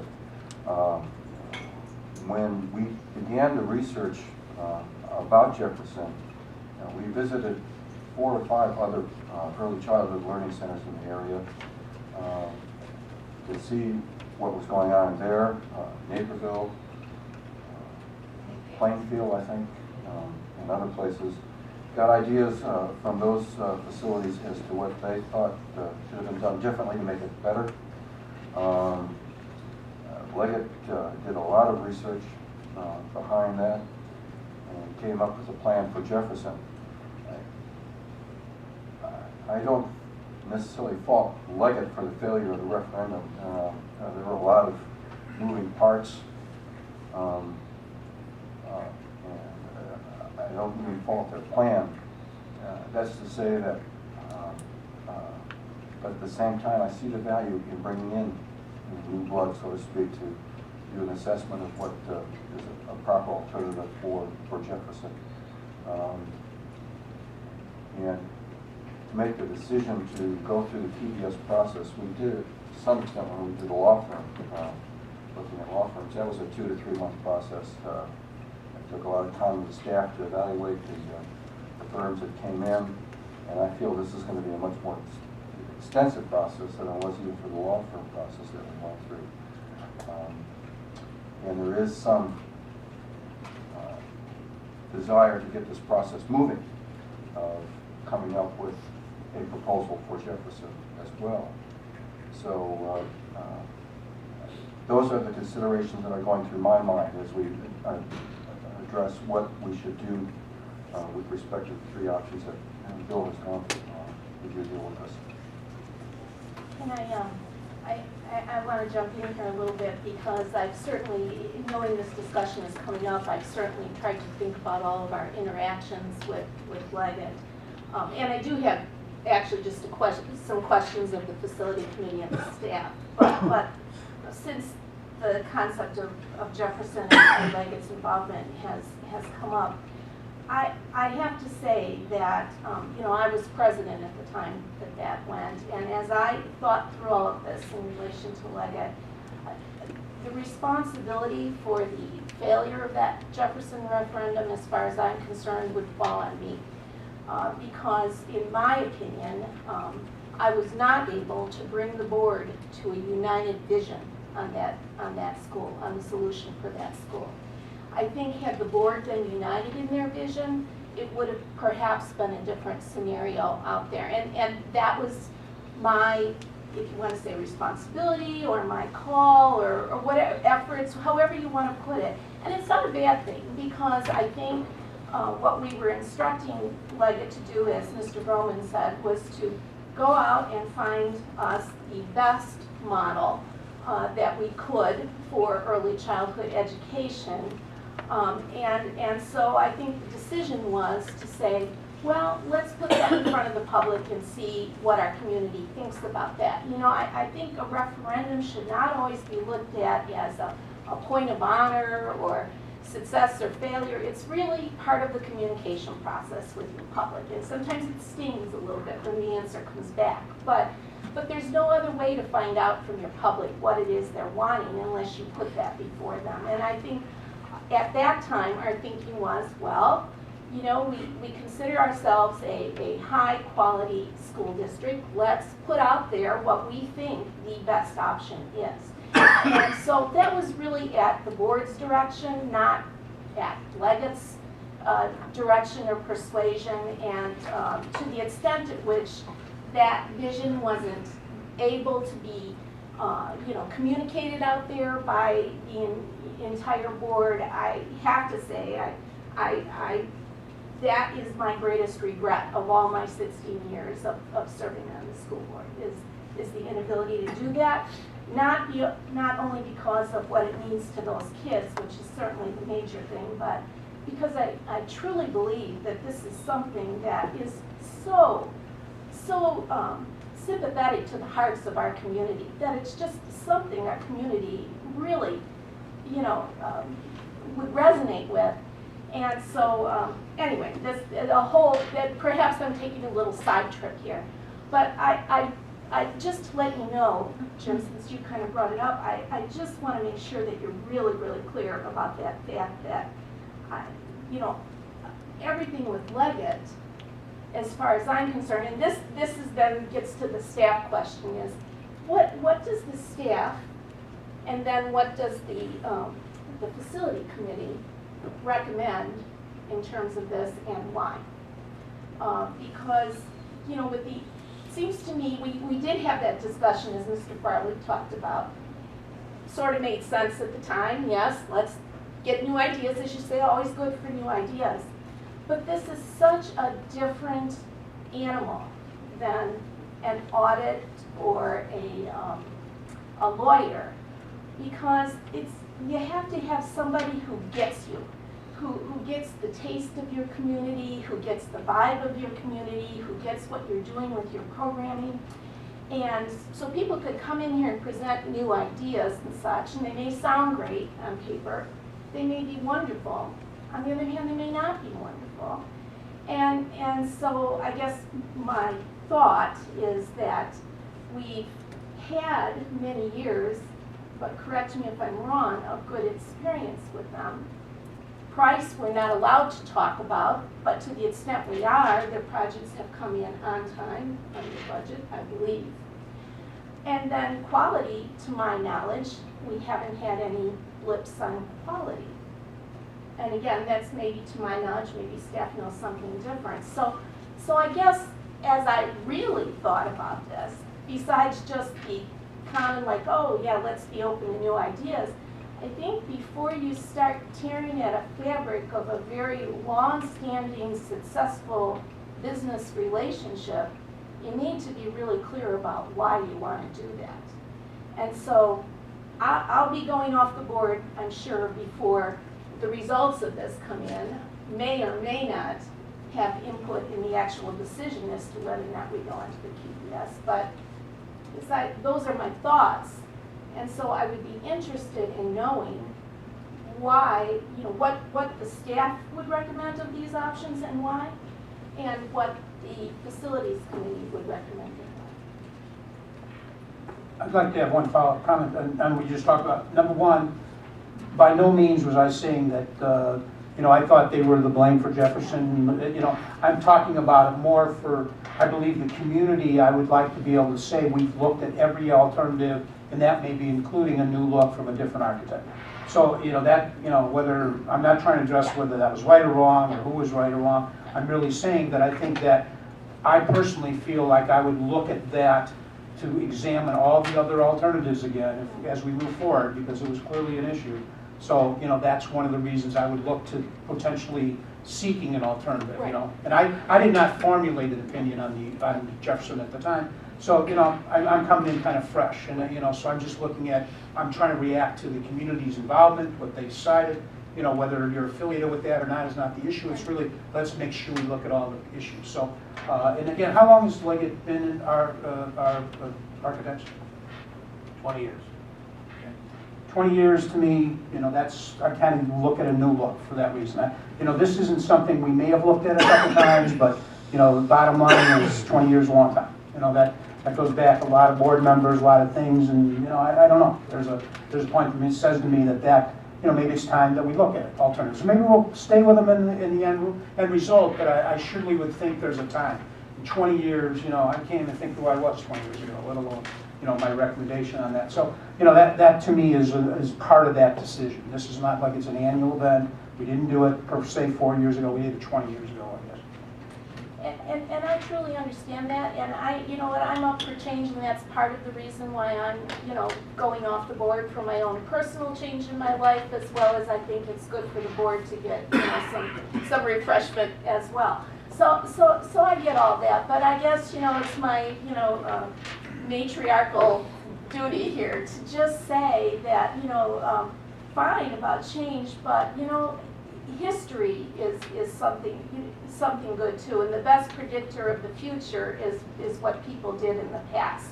And we know something about this firm and what they've done, so I just want to make sure that we don't get too carried away about like, yeah, let's just change it up and look for things without knowing a reason. So now I mean, I asked those questions, but obviously I've kind of set my poles in the ground out there, so it seems maybe a little like I'm sort of pushing toward one answer or another, but I still would be interested in knowing what the staff recommends and what the committee recommends.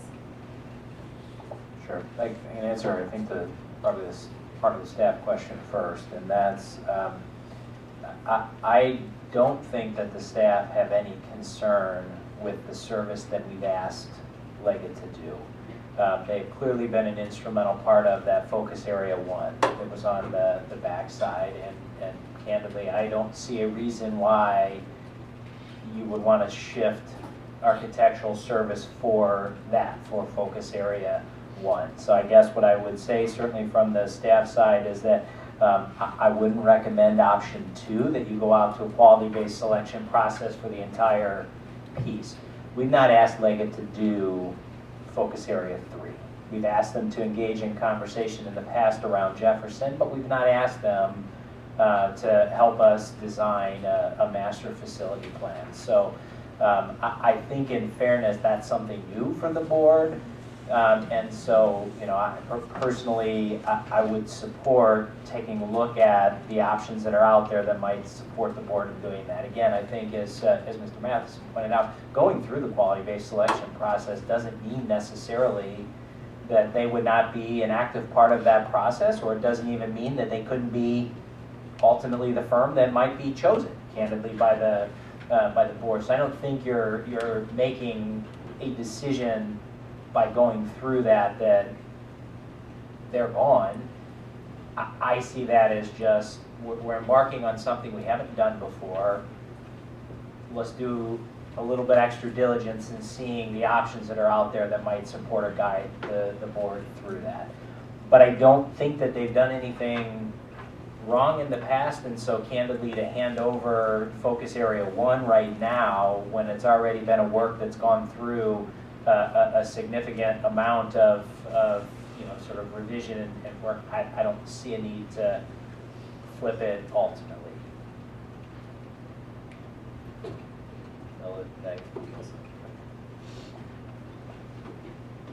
Well, as a facility committee member on this particular issue, I would request to go last, so hear from the rest of the board members. I defer. There's only one other person on the facility committee. So who wants to go next?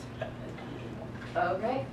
I totally agree. You know, let Leggett, why revisit that whole thing with number 1? And just to go back for 1 second to the referendum before, another piece of it is that it was a different time in the economy. And so when people, you know, they never want to go to the polls and see, oh yeah, I want to raise my taxes, but that time especially was not a time, you know, people just knee-jerk reaction was no. So, but I think it would be worth looking and taking the time and the effort to look at someone else that, if not to partner with Leggett or take a different piece of it or just do Jefferson, but just to see what, I mean, in 20 years, I'm sure Leggett has kept up with everything, but it's just, it would be good to hear what else is out there, what other people are thinking or saying, and interesting that we had 2 architects before for different projects and things. Is that unusual, Paul? No. It's not unusual, especially for large districts like us. I will admit that usually over time, much like us, you know, one firm does generally become the district architect. But there are large districts that do, and small districts for that matter, that do work with multiple architects. It's not overly common, but it does happen.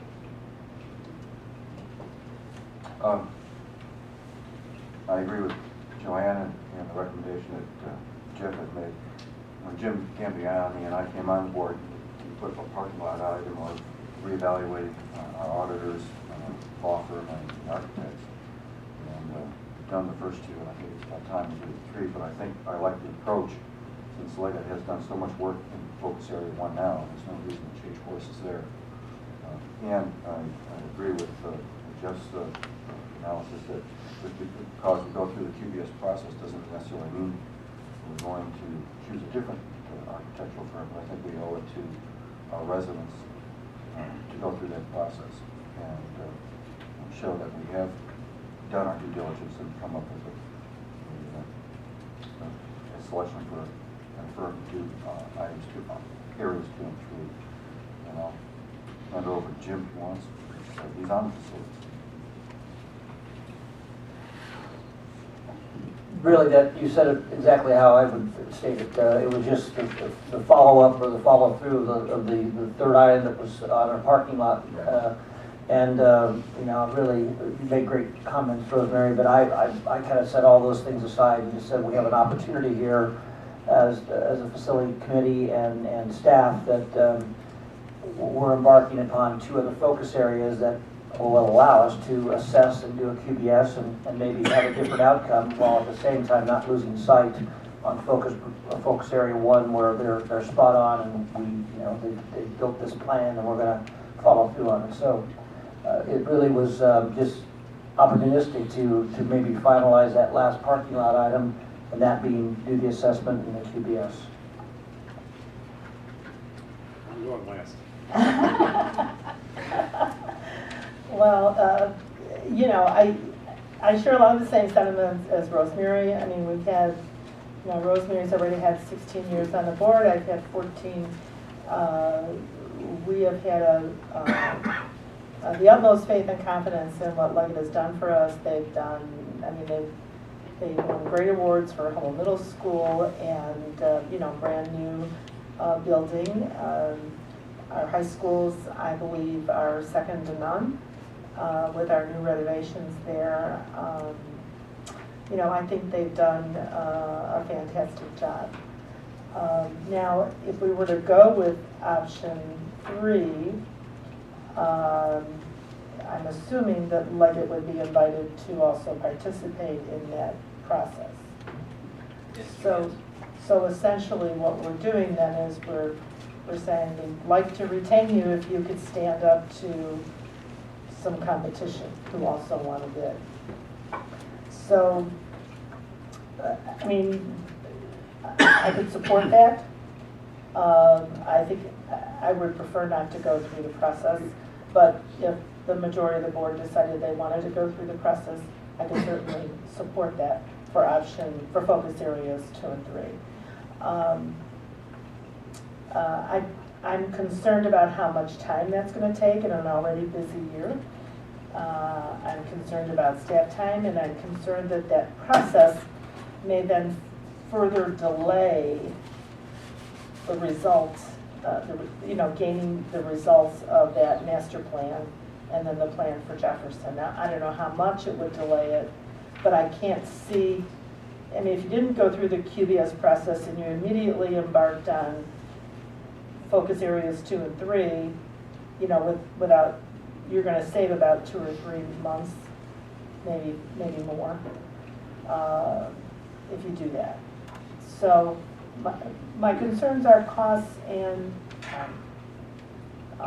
But I certainly, if you felt that it was worth it, it's kind of a value judgment in my view. If you feel it's worth it to take a look and see what you come up with, I mean, I could support that too. It's not your turn yet. Point well made, but here's what the committee, I think we agreed upon, and staff as well. This is such a large project and such a critical project for the district that we shouldn't let the calendar dictate to us, okay? And I think that's a fair statement. I could say that for the group. So I think, while you're right, we're maybe foregoing a couple, 3 months. I think at the end of the day, when you fast forward to the end of the calendar and there's 3 days tacked on the back end, I think the scope of this project is so large that we want to get it right the first time, I think. And let me just say one other thing.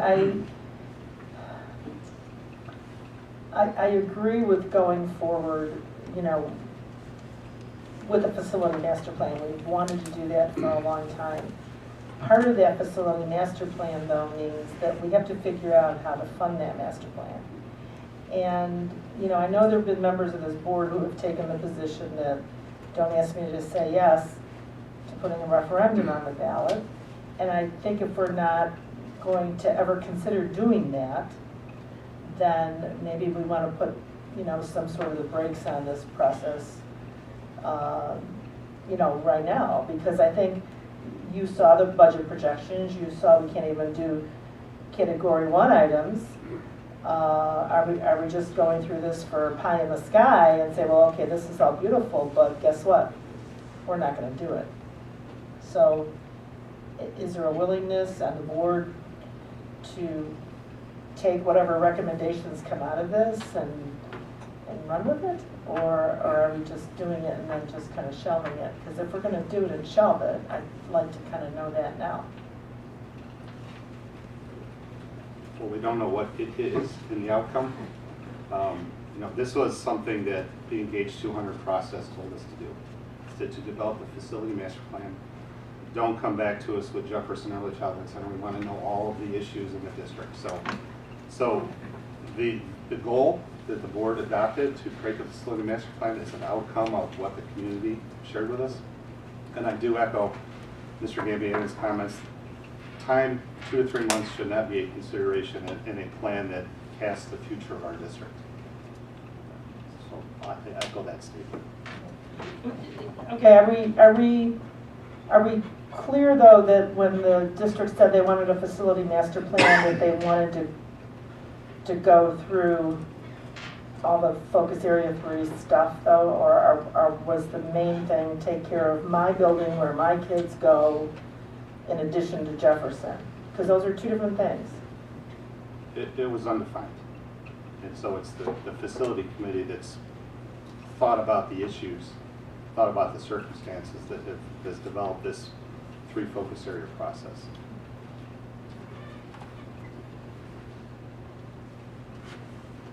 You ready? And that person was me, that we alluded to earlier. But do I personally, or the board as a whole, have the courage to then step up and do what we need to do to possibly fund this thing? What I'm focused on as a facility member is to, again, assist in getting this grand plan taken care of, which that's going to, in and of itself, we're going to have to budget some money to get that done. And then how we attack that and parse it and have the appetite for the millions and millions of dollars it's going to take over time. That's just to Brad's point. We don't know what it is yet, and then we'll just see how it unfolds. I'm not ready to vote on whether we're going to have a referendum or not, because I have no idea what we're going to come out with. So I can't even consider that as part of the reason we do this. But secondarily, I think focus area 3, to me, is the key words that I see in here are the 21st century learning situation.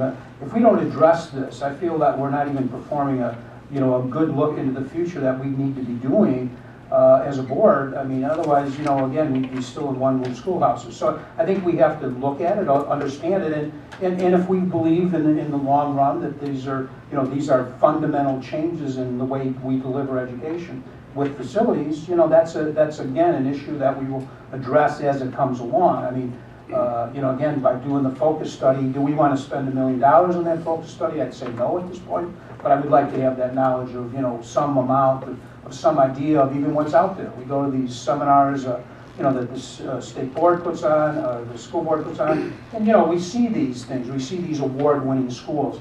We see these new designed areas for educational systems. And that's an important part of the process. And I'd like to have some more facility, some more information on that as it affects our district. So there is some cost there that, I don't think we're going to, again, it's not $1 million cost, but it's something that we always have to be considering to move forward with. And so, in kind of in response to those 2 areas, I think with focus 2 and 3, or, focus areas 2 and 3, one is, in my mind, a near-term absolute. The other is an ongoing ordeal that we have to always consider. In the Engage 200 recommendations, specifically under facilities, recommends that we identify and prioritize district-wide facility and technology needs for the delivery of instruction, a co-curricular program based on 21st century best practices in developing facilities master plan to address them. So that's the direction that the recommendation we got from HB200. And my only reluctance in doing this is, you know, this board then needs to understand that there has to be, if we're gonna commit to do a study, then we need to be prepared to commit to spend the dollars to what the study recommends and figure out a way to do it. I mean, and I'm not saying we commit to doing a referendum tonight, but we can't say, I mean, yes, we have to see how it all turns out, but we have to make a commitment to then fund in some way, shape, or form, to the best of our ability, what it is that comes out of it. We have to put a plan together to make it real. And that's where I am with it. I don't want to spend money on a study that's going to sit on a shelf. I worked in big corporations that did that for way too long and wasted, you know, their shareholders' money. I don't want to waste taxpayer money in that fashion. All right, so I thought a lot about this, and you know, a lot of this conversation has been about people and firms, and I think as I reflect, it's more about the circumstances that we're in as a school district. You know, Jim's, and we've heard a lot about the challenges ahead of us. You know, certainly Leggett has done very well for our district. I mean, I know the high schools, I know Hubble. It's very high quality work. They've represented us well. As I reflect back on the Jefferson referendum, I had a different perspective of that in 2013. I think there was a lot of history brought up by our community members about past approaches, past options, past cost estimates that clouded the proposal. I think given what we have ahead of us, you know, we need to keep in mind the perspective of our community and our stakeholders in how we approach this big initiative. So I think it's not about Leggett, it's about what's ahead of us as a board. I certainly believe there's value in leveraging Leggett's knowledge of our buildings, history in the district, but I think, in my opinion, there's a lot of thinking and research that's gone on into educational facility planning in the last 10 or 15 years. There's a lot of new players, new people in the market that I think there's value in kind of looking outside to see what other ideas are out there. Leggett should participate in this process. I think the process to engage teachers, administration, to be co-authors of this plan is a very, very valuable effort. And I think option 3 gives us ultimate flexibility in the future. And to echo your statement, you can't fund a plan if you don't have a plan. So I think we can't make decisions about how to do that plan. When we saw the State of the City address, they had a card on the table that, what was it, failing to... Failure plan is planning to fail, right? So I guess in my perspective, I think there's value in going through option 3. That's what I endorse. I certainly agree that Leggett has done great work for the district. They have a good relationship, but I just think we owe our community and the taxpayers and the other stakeholders across the district to do the due diligence for 2 or 3 months. You know, there's been a lot of talk about staff time. You know, yes, there's staff time. I think it's probably not as much as you think it is. From my perspective, having been on the other side of this about 50 million times, I think, you know, I have confidence in my ability to lead the board down this road through the QBS process. I know, you know, Bill's got lots of contacts. Mr. Robinson, our facility director, certainly has been through this process in the past. I think we have the right capabilities to lead the school district in a good process, a valuable process, a transparent process that, you know, may wind up with our current architect being the firm. But just because we wind up there doesn't mean that the process isn't valuable. And that's kind of how I feel about it. You know, I say this knowing all the firms that we're going to see from, so I have biases, and I do believe that you know, the process will be valuable. So I do feel option 3 is the right choice. Leggett will be part of that process. We'll be at the table. It doesn't mean we don't have to use them anymore either. So So I guess that's my position on it. Thank you. Any other comments or discussion, any questions? I see one. Yeah, where do we go from here on this, now that we've had this discussion? And will this be an action item on our next meeting, or how do we go? I don't believe the decision to go through the QBS process requires formal board action. I mean, I think if the board can provide us, if you would prefer for it to come back for formal board action at the next meeting, we can. That just kind of pushes us a couple of additional weeks down the road. I believe tonight you can give us direction to embark on that. The formal board action would be if you choose at the end of the QBS process to enter into an agreement with either a new architectural service or to kind of re-enter into an agreement with the current architect to do that. I think that's when you will need formal board action. So I think you can give us direction tonight to reconvene within the facilities committee and map out a process and get started. Well, can I say to that it seems to me, if I'm hearing my colleagues correctly, that everybody was pretty much on board with option 3, and that seemed to be what you endorsed and recommended as well. So given that fact, I can wholeheartedly support moving forward with it. I would have been very uncomfortable going with option 2, I have to say. But I can support option 3, and particularly, I think, with the knowledge that the posture going into this is that we're looking for our future, not because of some discussion that we had one time that seemed like a good idea because it was, it came in threes, the architect, the lawyer, and the auditor, yeah. So, again, it's been a great, productive, positive relationship for us, and I just didn't want to see that casually put to the side. But, as long as, and I have to say, Brad, I have great respect for your insight in this and your thinking on this. So that goes a long way for me. So, thank you.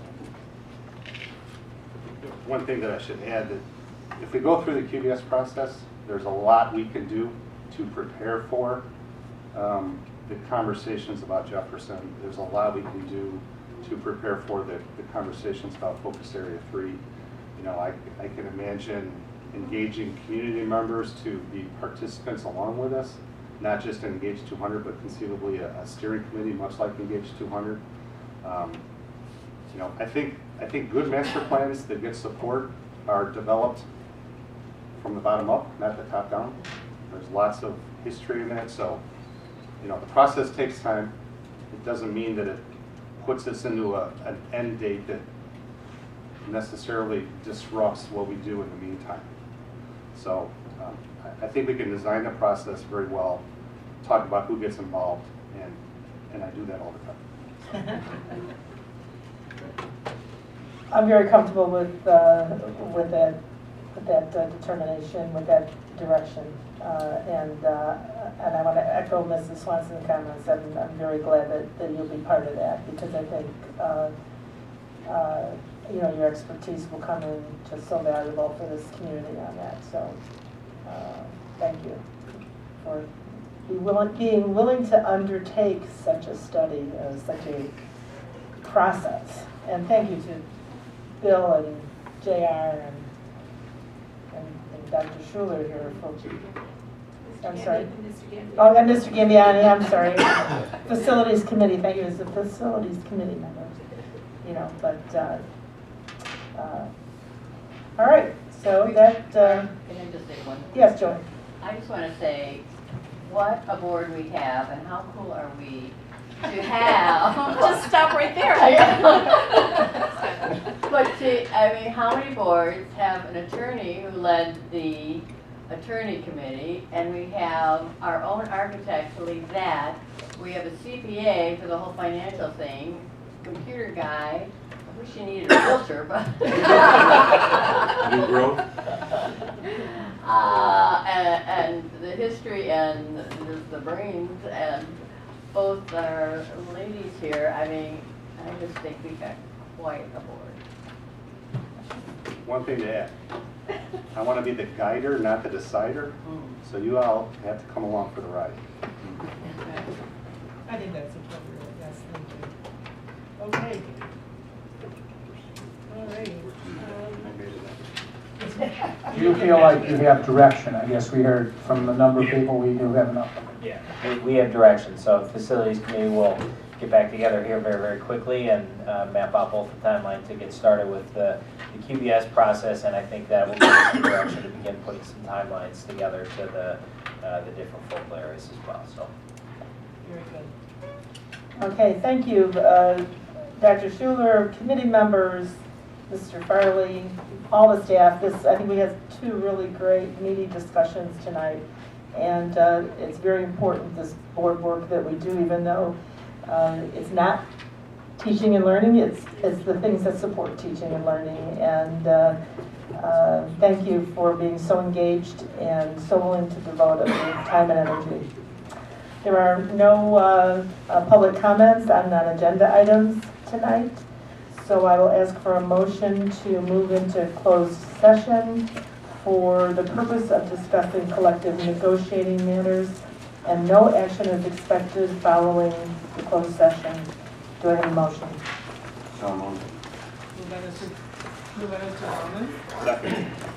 Seconded by Mr. Paulson. Mrs. Sender, will you call the roll, please? Mr. Groman? Yes? Mr. Paulson? Yes. Mr. Gambiani? Yes. Mr. Matheson? Yes. Mrs. Swanson? Yes. Mrs. Kykiel? Yes. Mrs. Inderhart? Yes, this meeting is now adjourned.